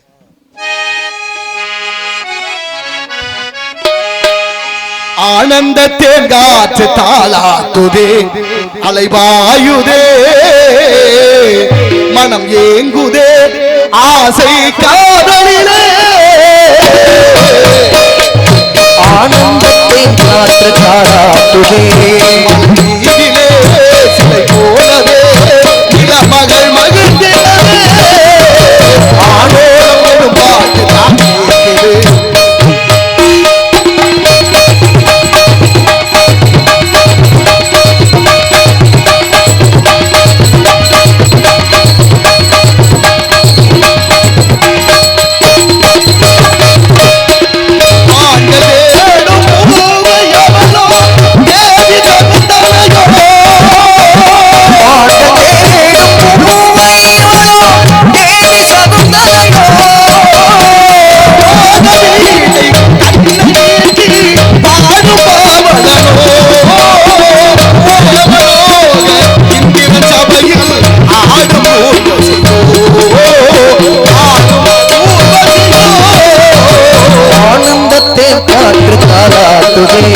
அலைப்பாயுதே, மனமேகுதே, ஆசை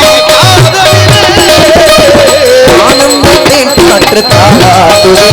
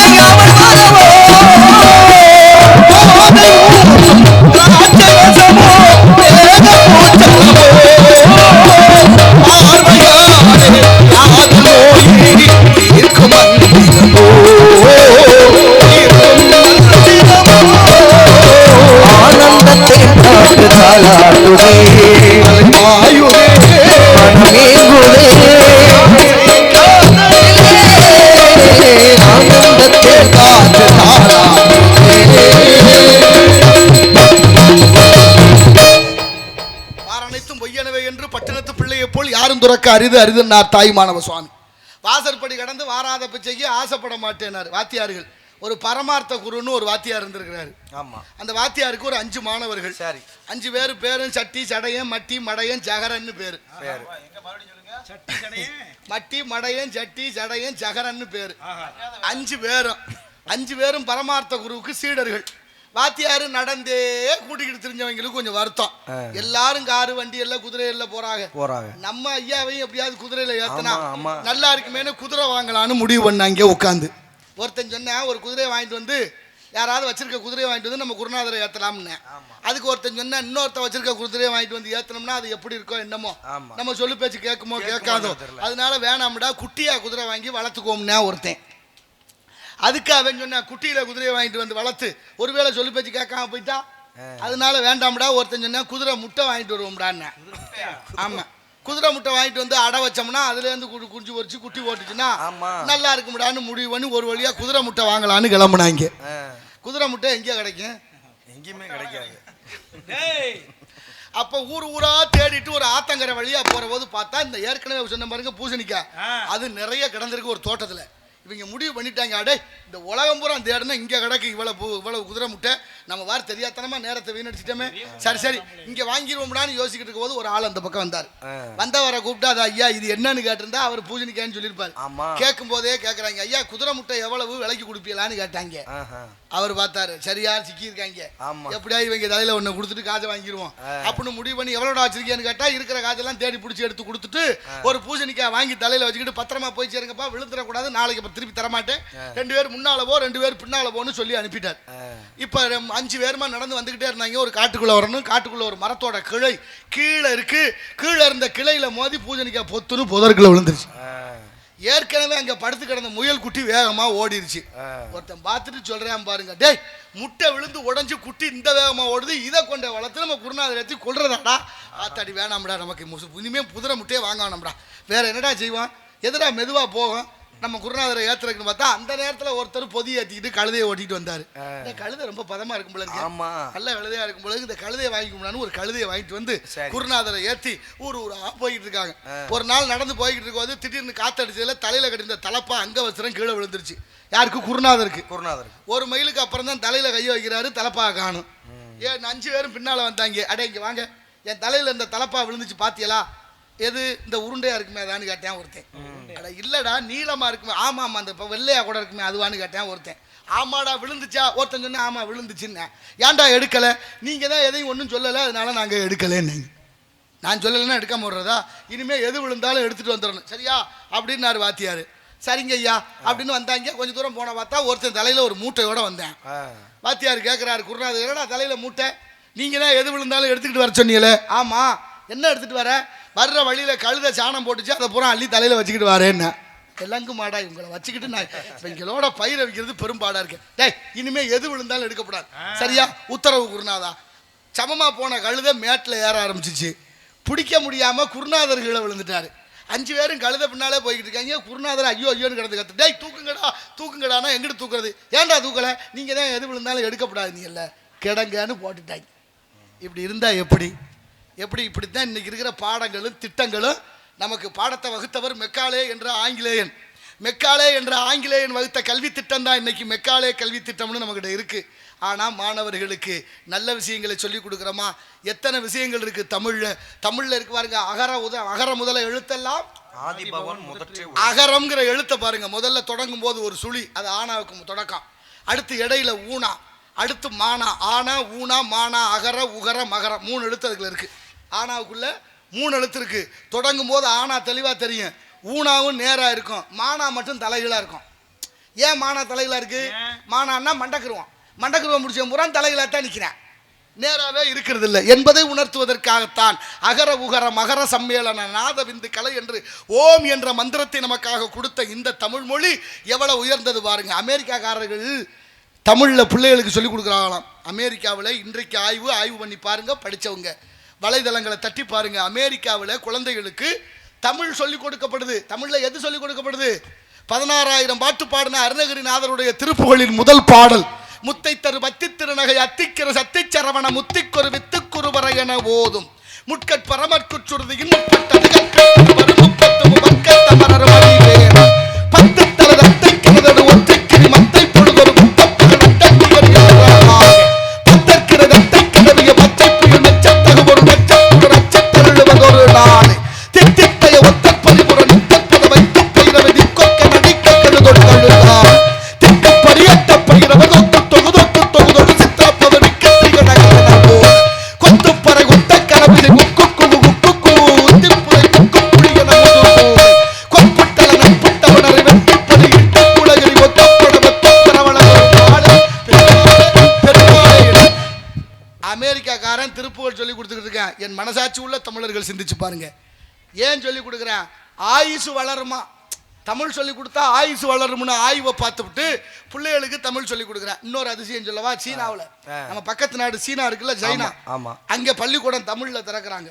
தமிழ் வாத்தியாரை நியமனம் பண்ணுறாங்க, தமிழில் பேர் வைக்கிறாங்க. வலைதளம் பார்த்துருக்கீங்களா? ஒரு பொண்ணு கூட சொல்லுவா, நான் பீசிங்கிலேருந்து பூங்கோதை பேசுகிறேன்பா. பார்த்துருக்கீங்களா இல்லையா? பூங்கோதைங்கிற பேர் சீனாவில் வச்சுட்டேன். நம்மெல்லாம் என்ன பண்ணிக்கிட்டு இருக்கோம்னு பாருங்க. இப்போ விஞ்ஞான ஆய்வு, விஞ்ஞானியை கேட்குறாங்க சீன அரசாங்கத்தை, எதுக்கு தமிழுக்கு இவ்வளோ முக்கியத்துவம், ஏன் தமிழில் பள்ளிக்கூடம்? தமிழ்ல வாத்தியார்கள் தமிழ்ல பேர் எதுக்கு செய்யறீங்கன்னு கேட்குறாங்க. சீன அரசாங்கம் என்ன சொன்னு தெரியுமா?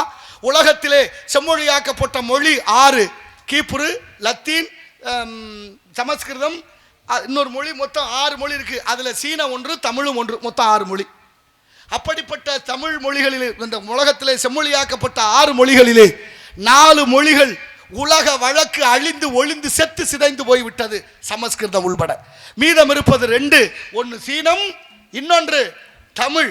தமிழர்கள் நம்ம உயர்த்தி சொல்லணும். அப்படிப்பட்ட நிரந்தரமான மொழிகள் 2: ஒன்று சீனம், இன்னொன்று தமிழ். அதையும் விஞ்ஞானிகள் ஆய்வு பண்ணி சொன்னாங்களாம், சீனம் கூட ஒரு நாள் இல்லை ஒரு நாள் அழிந்து போகும்னு. இப்போ என்ன சொல்லுது இந்த அரசாங்கம் தெரியுமா? ஒருவேளை சீன மொழியும் அழிந்து போனா நிலையான தமிழ் மொழியை நாங்கள் படித்து வச்சுக்கிட்டா இந்த உலகத்தே தமிழால் ஆள முடியும் என்பதை நாங்கள் உணர்ந்தோம், தமிழுக்கு முக்கியத்துவம் கொடுத்தோம்னு சீன அரசாங்கம் சொல்கிறேன். நம்ம என்ன பண்ணிட்டு இருக்கோம்? அதை பற்றி ஏதாவது சிந்தனை இருக்கா? 207 பள்ளிக்கூடம் மூடியாச்சு, அதை பற்றி கவலை இல்லை. தமிழர்கள் 5 லட்சம் இளைஞர்களுக்கு தமிழ் எழுத படிக்க தெரியல, அதை பற்றி கவலை இல்லை. சங்கம் வைத்த தமிழ் மதுரையிலே வீதிகளிலும் தமிழ் இல்லை, தமிழர் நாட்டிலையும் தமிழ் இல்லை, தமிழர் நாட்டிலையும் தமிழ் இல்லை. நீங்க சொல்லுங்க, எங்களுக்கு தெரியல. உயிரெழுத்து என்னென்ன? ஆனா ஆவன்னா, ஆமா, ஈனா ஈயன்னா, ஈயனாவுல புள்ளி இருக்கா இல்லையா? ஈயனாவுல வந்து இல்லையா? இருக்குன்னு தான் சொல்றேன். 2 புள்ளி இருக்குல்ல, 1க்கு 2 இருக்கு இல்லைன்னு சொல்றீங்களே, அதனால கேக்குறேன். அங்க மெய்யெழுத்துல மட்டும்தான் புள்ளி இருக்கணும், இருக்கு. ஆனா உயிரெழுத்துலயும் புள்ளி இருக்கு. ஏன் புள்ளி இருக்கு? அங்கதான் விஷயம் இருக்கு. காரணம் என்ன? ஈ என்று சொல்லி பாருங்கள். ஈன்னா பறக்கிற ஒரு உயிரினம். அடுத்து ஈ அப்படின்னா குடுன்னு அர்த்தம். சொல்லி கொடுக்குது பாருங்க பிள்ளைகளுக்கு, எப்படிலாம் தத்துவத்தை சொல்லி கொடுத்தவர்கள். நீங்க தும்மல் வருதா உங்களுக்கு? ஆமா. தும்முறீங்கல்ல? ஆமா. தும்முனோன்னு என்ன சொல்லுவான்? அம்மா அப்பான்றான். ஏன் அம்மா அப்பான்னு சொல்லணும்? தும்முனா ஏன் அம்மா அப்பா சொல்லணும் சொல்லுங்க பாப்போம். ஏன் தும்முனோடனே அம்மா அப்பான்னு ஏன் சொல்லணும்?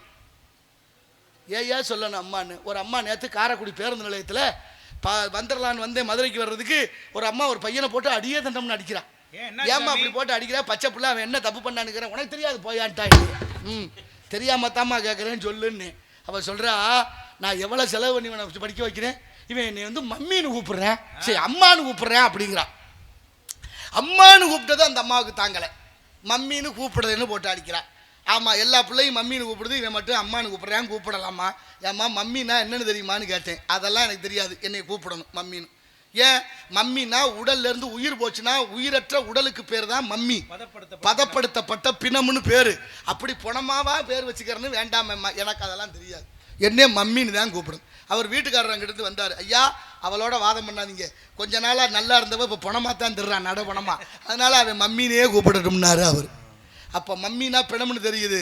தமிழ் மொழியில் நீங்கள் தும்மல் வந்தா அம்மானு சொல்லி கொடுத்த இந்த உயர்ந்த சமூகம், தும்மல் வந்தோன்னே ஏன் அம்மானு சொல்கிறோம்னா, தும்மல் வர்றதுக்கு காரணத்தை கண்டுபிடிக்கணும். தும்மல் ஏன் வருதுன்னா, நுரையீரலுக்கு போகிற காற்று தடைபடும் பொழுது திரும்ப வருவது தான் அது தும்மல்னு பேர். நுரையீரலுக்கு காற்று ஒழுங்கா போகாமல் திரும்பிச்சுன்னா அதுக்கு பேர் தும்மல். அந்த தும்மல் விழுந்தோடனே அம்மான்னோம்னா மூச்சு அடங்கி அதை சீர் செய்தாம், அதனால தான் அம்மானு சொல்லி கொடுத்தாங்க. எவ்வளோ உயர்ந்த வாழ்த்தை, நல்லா சொல்லி பாருங்க. அம்மா மூச்சு அடங்கும், அப்பா மூச்சு அடங்கும், அண்ணன் மூச்சு அடங்கும், தம்பி மூச்சு அடங்கும். தமிழ்ல பேசுனீங்கன்னா ஆயுசு கூடுமையா. அதனாலதான் எல்லா நாட்டுக்காரனும் தமிழுக்கு முக்கியத்துவம் கொடுக்குறேன். ரொம்ப நாள் நல்லா இருக்கணும்னா தமிழை போற்றுங்கள், தமிழை பேசுங்கள், தமிழ்ல பேர் வைங்க. நீங்க அதே வார்த்தையை மதர் மூச்சு போயிடும், ஆமா பாதர் மூச்சு போயிடும். பேச்சு மூச்சு ஒன்று. இந்த மொழிக்கு அவ்வளவு மகத்துவம் உண்டு. அதனாலதான் என்னை நன்றாக இறைவன் படைத்தனன், தன்னை நன்றாக தமிழ் செய்யுமாறு நெஞ்சை அல்லு சிலப்பதிகாரம் அணி ஆரம் படைத்த தமிழ்நாடு, வள்ளுவன் தன்னை உலகினுக்கு தந்து வான்புகள் கொண்ட தமிழ்நாடு, அர்ச்சனை பாட்டையாகும் சுந்தரா சொற்றமிழ் பாடுக என்றார் தூமரை பாயும் வாயா. அது சொன்னார் மாணிக்க வாசகர். இறைவன் சொல்றாரு, கோவை பாடிய வாயால் பாவை பாடுகன்னாரு. எவ்வளவு அற்புதமாக தன்னை காதலியாக பாவித்து இறைவனோடு சேர்ந்து அவள் அழகாக தேவாரம், திருவாசகம், திருமந்திரம், திருப்புகள், திருவருட்பா, திருப்பாவை, திருவம்பாவை, திருக்குறள், அத்தனை இலக்கியங்கள் நம்மகிட்ட இருக்கு செறிவுகளோடு.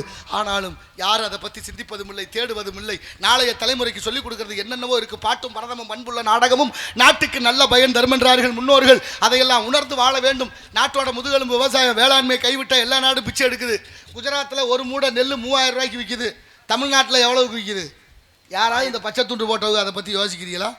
நமக்கு தேவையில்லை. அது பெரிய இடத்து பொல்லாப்பு, அரமண கோழி முட்டை, அம்மிக்கல்ல உடைக்கும். ஆகையினாலே ஆலோலம் சோ என்று பண்பாடி கொண்டிருக்கின்றாள் பெண்மகள். ஒன்றை வைங்க பாப்போம். குமுதம் போல் வந்த குமரியே முகம் குங்குமமாய்ச்சி வந்தது என்னவோ, மல வண்ண திரை கனவு கண்டதோ,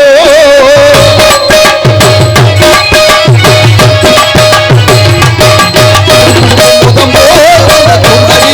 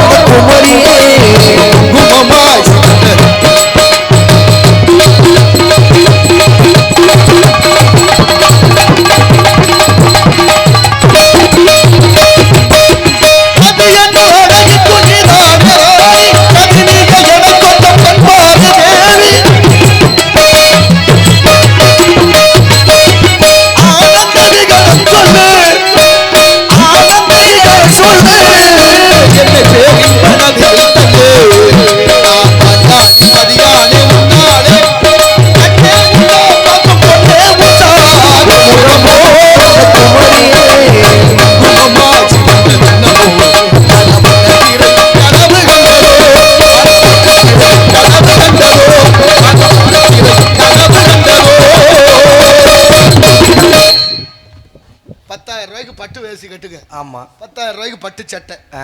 அப்படியே பளபளன்னு கட்டிக்கிட்டு வந்து வந்து இந்த இடத்துல உட்காருங்கன்னா உட்காருவீங்களா? ஆஹா ஏன்? துணி அழுக்காயிரும் அப்படின்றனால. உங்களை உட்கார வேண்டாம்னு கிராமத்துல யாரும் சொல்லல. ஆமா உங்க மனசுமே அங்க உட்கார வேண்டாம்னு சொல்லல. சொல்லல. யார் உட்கார வேண்டாங்கிறா? துணி சொல்லுது. கட்டி இருக்கிற துணி உங்களை தீர்மானிக்குது கீழே உட்கார வேண்டாம். ஆமா. அப்போ உங்க வாழ்க்கையை தீர்மானிக்கிறது நீங்களா இல்ல மற்றவர்களா இல்ல துணியா? துணி தான் தீர்மானிக்குது. பத்தியா எப்படி மாறிட்டோம் பாருங்க. கிழிஞ்சு போற துணி நினைக்குது நம்மளை உட்கார விடாம தடுக்குதுன்னா வாழ்க்கை எவ்வளவு உயர்ந்த பண்பாடுடையது. பசுமாட்டுக்கு எரும மாட்டுக்கு என்ன வித்தியாசம்? பசுமாடு வெள்ளையா இருக்கும், எருமாடு கருப்பா இருக்கும்.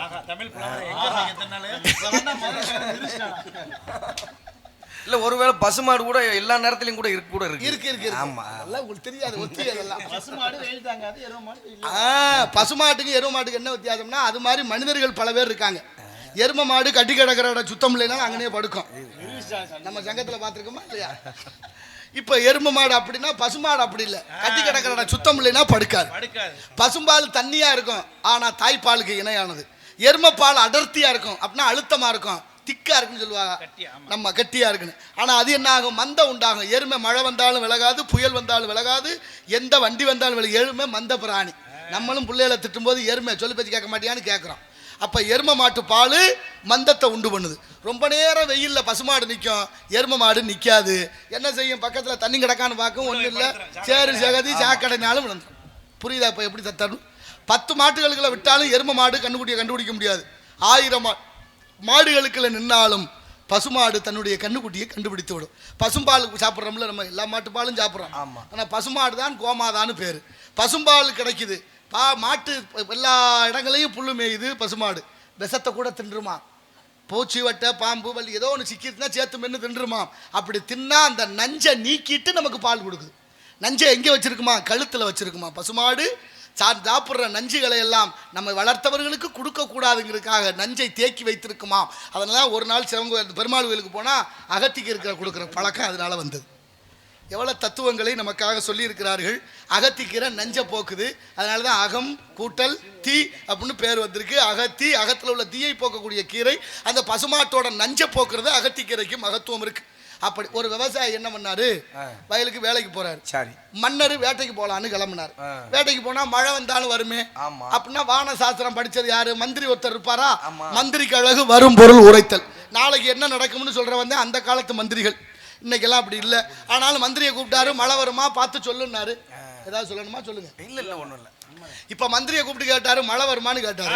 அவர் வான சாஸ்திரம்லாம் பார்த்துட்டு சொன்னாரு மழை வராது, வேட்டைக்கு போகலாம். மன்னர் படை பரிவாரத்தோட கிளம்பி போய்கிட்டே இருந்தாரு. ஒரு விவசாயி கிழிஞ்ச கோவணத்தை கட்டிட்டு தோல்ல ஒரு மண்வெட்டியை வச்சுக்கிட்டு தலையில ஒரு கூடையோட கையில ஒரு கழுதையை பிடிச்சிக்கிட்டு வர.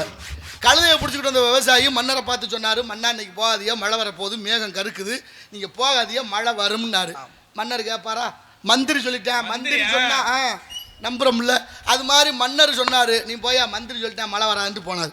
ஆனா மழை வந்துருச்சு, நனைஞ்சு ரொம்ப அவஸ்தைப்பட்டு வீட்டுக்கு அரண்மனைக்கு வந்தாரு. இப்ப மன்னருக்கு கொஞ்சம் மகிழ்ச்சி இருந்தாலும் கொஞ்சம் சங்கடம். என்ன சங்கடம்? மந்திரி சொன்னா மழை வராதுன்னு அது நடக்கல. விவசாயி சொன்னா மழை வரும்னு அது நடந்துருச்சு. மழை வர்ற விஷயம் விவசாயிக்கு எப்படி தெரியும்? ஆள் விட்டு கூப்பிடு.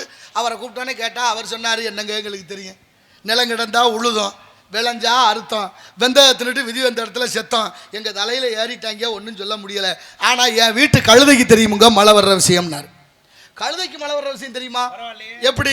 ஆமா, நீங்க வரும்போது ஒரு கழுதையை கையில பிடிச்சிட்டு வந்தல. ஆமா, அந்த கழுதையோட காது 2 முன்னால நீட்டி இருந்துச்சு. கழுதை காது முன்னால நீட்டி இருந்தா மழை வரும், அதை வச்சுதான் நானும் மழை வரும்னு சொன்னேன்னு சொன்னாரு விவசாயி. மன்னருக்கு சந்தோஷம் தாங்கல, மகிழ்ச்சி. ஆமா, கழுதைக்கே மழை வர்ற விஷயம் தெரிஞ்சு வச்சு. எதுக்கு மந்திரி? ஏற்கனவே ஒருத்தர் மந்திரி இருந்தானே, அவனை தூக்கிட்டு கழுதையை மந்திரி ஆக்கிட்டார். ஆமா, அப்புறம் கழுதைக்கே மழை வர்ற தெரிஞ்சிச்சு, அப்புறம் என்னத்துக்கு மந்திரின்னு கழுதையை மந்திரி ஆக்கினாரு. கழுதையை மந்திரி ஆக்கினதும் போதும், நம்ம நாட்டில் கண்ட வேண்ட கழுதையெல்லாம் மந்திரி பதவி கேட்குது. நமக்கு தேவையில்லாது பெரிய இடத்து பொல்லாப்பு. அரமணை கோழி முட்டை அம்மிக்கெல்லாம் உடைக்கும். நான் வந்தோடனே எங்கள் அண்ணன் சொன்னேன், அரமணை கோழி முட்டைக்கு விளக்கம் சொல்லுங்கன்னாரு. அரமணை கோழி முட்டைக்கு பல தடவை சொல்லியிருக்கிறேன். முட்டை கூமுட்டையா போச்சு, அதான் பிரச்சனை. இப்போ என்னன்னா, ஐயா குன்றக்குடி அடிகளார் ஒரு கதை சொல்லுவார், நான் நிறைய சொல்லியிருக்கிறேன். சிங்கம் வேட்டையாடி சாப்பிட்டு காலு தலை தோல் எல்லாம் மிச்சம் மீதி கிடக்க, அதெல்லாம் நாளாக நாளாக அழுகி போயிடும். அழுகி போனால் எப்படி இருக்கும்? நீங்கள் ரொம்ப நாரம். எப்படி நாரம்? மதுரை மாட்டுத்தாவணி. ஆனா மதுரையில மாட்டுத்தாவணி நிறைய புதுப்பிச்சுட்டாங்க. நல்லா புதுப்பிச்சிருக்காங்க. ஆனா நம்ம ஆளு போற ஆள் தான் அதை சுத்தமா வச்சுக்கிறதுல. கண்ட இடத்துல கண்டதையும் போடுறது, எச்சியை துப்புறது, பாட்டில போட்டு உடைக்கிறது, ஒரு பண்பாடு இல்லாம போச்சு இந்த சமூகம். எப்படி இருந்துச்சு பாருங்க. சுத்தமா இருக்கிறது பூரா சீருக்கு எடுத்துட்டாங்க. நான் அவங்களும் சிரமப்பட்டு தான் பண்ணி வைக்கிறாங்க. ஆனா மீனாட்சி மருத்துவமனை இருக்குல்ல, அதுக்கு முன்னால ஒரு காவா பின்னால ஒரு காஞ்சு, அதுக்கு ரூபா சாலைக்கு. ஆனா அது ரெண்டும் ரொம்ப சுத்தமா இருக்குல்ல. சரி சரி. ஆனாலும் உங்களுக்கு தெரியுமா, 10 நகராட்சிகளிலே மாநகராட்சிகளில் தூய்மையான மாநகராட்சி இல்லாதது எதெல்லாம் தப்பா இருக்கு, சரியில்லாத மாநகராட்சின்னு மதுரை முதலிடத்துல இருக்கான். அதுவும் இங்கே தான் தமிழ்நாடு தான் ஆய்வு சொல்லு. சரி, அதை விடுங்க. இப்போ சிங்கம் என்ன பண்ணுச்சு, நம்ம இருக்க இடம் ரொம்ப நாத்தமாக நாறுது, யாரையாவது கேட்போம் என்ன சொல்கிறாங்கன்னு பார்ப்போம்னு பார்த்துக்கிட்டே இருந்துச்சு. ஒரு வேங்க வந்துச்சு, அதை கூப்பிட்டு போய் சுற்றி பாருந்துச்சு. அது உள்ளே போயிட்டு வந்து உண்மையை சொன்னிச்சு. என்ன தலைவரை, நீங்கள் இருக்க இடம் அவ்வளோ மோசமாக நாறுது, இப்படி வச்சுக்கலாமான்னுச்சு. சிங்கத்துக்கு கோவம் வந்துருச்சு. ஏன் இடத்துல வந்து எனக்கிட்ட வந்து நாறுதுன்னு சொல்லுவியாடா, ஒற்றே அடி ஓடு. கொஞ்சம் நேரத்தில் ஒரு யானை வந்துச்சு, யானையை கூப்பிட்டு நீ பார்த்து சொல்லுனுச்சு. யானை போகல யோசிச்சுக்கிட்டே போகுது, நமக்கு எதுக்கு பெரிய இடத்து போடலாம். உள்ளே போயிட்டு வந்து நல்லா மணக்குதுன்னுச்சு. நாடுற இடத்த மணக்குதுன்னு சொல்லுவியா, நீ பொய் சொல்கிற, அதுக்கு ஒரு அடி, அதுவும் ஓடி போச்சு. இப்போ அந்த வழியாக ஒரு நரி வந்துச்சு, நரியை கூப்பிட்டு நீ பார்த்து சொல்லுனுச்சு. நரி எப்போதும் தந்திரம்ல, அது யோசிச்சுக்கிட்டே போகுது. ஒருத்தன் உண்மையை சொன்னேன் அவனை உதைக்கிறேன், ஒருத்தன் பொய் சொல்கிறேன் அவனையும் அடிக்கிறேன். இந்த நாட்டில் உண்மையும் பேச முடியல பொய்யும் பேச முடியல, எதுக்கு எடுத்தாலும் அடிக்கிறாங்க. அடிக்கிறதோட விட்டாலும் பரவாயில்ல, வெட்டி கொள்றேன் இல்லை லாரி ஏற்றி கொள்றாங்க. நமக்கு தேவையில்லை பெரிய இடத்து பொல்லாப்பு. அரமனை கோழி முட்டை அம்மிக்கல்ல உடைக்கும்னு சுற்றிட்டு வந்து நரி சொன்னிச்சான் சிங்க தலைவரை பார்த்து, தலைவரை ஒரு வாரமாக ஜலதோஷம் மூக்கு அடைச்சிக்கிருச்சு, எனக்கு ஒன்றுமே தெரியலேன்னுச்சான். கொல்ல போய் அப்படித்தான் தப்பிக்கிறான். நேருக்கு நேராக பேச துப்புள்ள, முன்ன விட்டு பின்னே பேசுறதுக்கு தான் புறம் பேசும் கூட்டமாக மாறியதும். அச்சமில்லை அச்சமில்லை அச்சம் என்பதில்லையே, உச்சி மீது வானிடிந்து விழுகின்ற போதிலும் அச்சமில்லை அச்சமில்லை அச்சம் என்பதில்லை என்று பாடிய இந்த தமிழ் சமூகம் பாரதி சொல்லி கொடுத்தானே. அப்புறம் அரமணை கோழி முட்டை, என்ன கோழி முட்டை, அரமணை கோழி முட்டை. அது ஒரு காலத்தில் அரசாங்க கோழி முட்டையாக இருந்துச்சு. நீங்கள் திருப்போணம் மடப்புறத்துக்கு ஒரு கோழி முட்டை வந்துச்சு தெரியுமா, போன வருஷம் பத்திரகாளி கோயிலுக்கு நிகிதான்னு திருமங்கலத்துலேருந்து ஒரு கோழி முட்டை, அதுதான் அரமணை கோழி முட்டை. அந்த அரமணை கோழி முட்டை சும்மா அம்மிக்கல்லா இருந்த என் தம்பி அஜித்குமார் மேலே மோதி, அம்மிக்கல்லா இருந்த அஜித்குமாருங்கிற அம்மிக்கல் தூள் தூளாக போச்சு. அரமணை கோழி முட்டை இன்னைக்கு வரைக்கும் பத்திரமா இருக்கு. இதுக்கு மேலேயா விளக்கம் வேணும் அரமணை கோழி முட்டைக்கு? இன்னைக்கு வரைக்கும் அந்த அம்மா நல்லா இருக்காளே. ஒரு உயிர் போச்சே, துச்சமென இந்த நாட்டில் உயிருக்கு மதிப்பு இல்லாமல் போனது யாராலே, நமக்கு தேவையில்லை. அது பெரிய இடத்து பொல்லாப்போ, அரமணை கோழி முட்டை அம்மிக்கல்ல உடைக்கும். ஆகினாலே காலதாமதம் காரியத்திற்கு கேடு. நிறைய சொல்லிக்கிட்டே இருக்கலாம். வருகிறான் காவலன், அவனை சந்திக்க வேண்டும். இங்கே தப்பா சொல்லி கொடுத்துட்டோம். எப்படி தெரியுமா, குடிக்கிற ஆளை பார்த்து ஏன்டா அப்படி குடிச்சு தொலைகிற, யாரு குடிக்கல, ஏன்டா அப்படி தப்பு பண்ற, எவன் பண்ணல, ஏன்டா அப்படி பேசுற, யாரு பேசல. இப்படியே சொல்லி சொல்லி அடுத்தவனை உதாரணம் காட்டி, பிள்ளைய போட்டு அடிச்சா ஏன்டா அடிக்கிறேன்னா அவன் போக்கு சரியில்லை, மனைவியை போட்டு அடிச்சா ஏன்டா அடிக்கிறா வாய் சரியில்லை, ஏன்டா குடிக்கிற மனசு தெரியல. எல்லா தப்புக்கும் ஒரு காரணம். நீங்க பாருங்க, நடந்து போயில கல்லுல இடிச்சுக்கிட்டா என்ன சொல்லுவாங்க, காலில் என்ன ரத்தம் வருது, கல்லு இடிச்சிருச்சு, கல்லா இடிச்சிச்சு, முள்ளுல காலை வச்சுக்கிட்டு முள்ளு குத்திருச்சுன்றுவான்.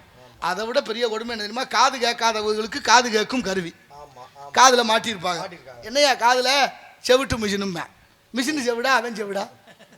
அப்போ தப்பு தப்பா மாறி சில விஷயங்களை சொல்லிக் கொடுத்ததனுடைய விளைவு பிஞ்சு மனசில். ஏன்னா நல்ல விதைக்கக்கூடிய விதை நல்ல விதையாக இருந்தால் அறுவடையும் நல்ல விதமாக விதைகளாக வரும். அதான் எடை விதைக்கிறோமோ அதை அறுவடை பண்ணணும். இந்த பிரபஞ்சத்தினுடைய விதி ஒன்று கொடுத்தா திரும்ப நாளா திரும்பி தரும் என்பதை என் அறிவு சார்ந்த தமிழ் சமூகம் புரிந்து கொள்ள வேண்டும். அதனால தான் வள்ளுவர் கூட பாடுறார், தன்னஞ்சறிவது பொய்யற்க பொய்த்தபின் தன்னஞ்சே தன்னை சுடும் என்று சொல்லி வைத்திருக்கிறார்கள். நல்ல விஷயங்களை நாளைய தலைமுறைக்கு சொல்லிக் கொடுப்போம். அவ்வளவிற்கு தாய்மார்கள் தான் மிக முக்கியமாக மாறணும். இந்த உப்புங்கிற கிட்னியை கெடுக்கிறது உப்பு தான்.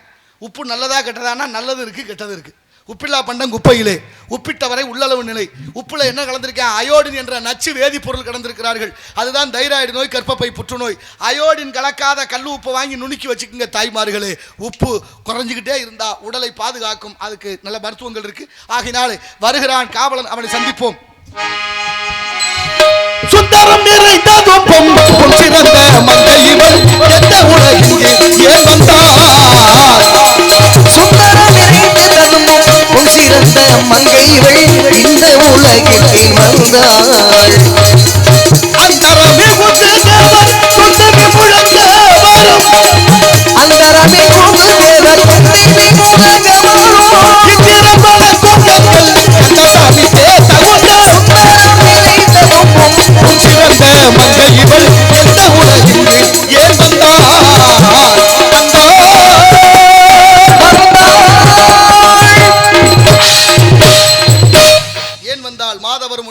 உள்ளோரும் வானோடு மண்ணோடு மருதானோற்ற மாது ஒரு வள்ளியிடன் கொடுமாலும் பூங்கால் உதித்த மேலா மாணவத்தை அமுதத்தை கனியை திறனை மானந்த தெய்வ யானையை மணந்த சீலா என்று தேவர்கள் உறுதிர்க்க வந்த முருகப்பெருமானுடைய இளையவள் வள்ளி இங்கே காவல் காத்திருக்கிறார். அவளை சந்திக்க இந்த கலகக்காரனுக்கு கலகம் பிறக்காம நியாயம் பிறக்காது. வருகிறார் காவலர் தங்கமான ராஜா தங்கராஜா. பார்ப்போம் அவரை சந்திப்போம்.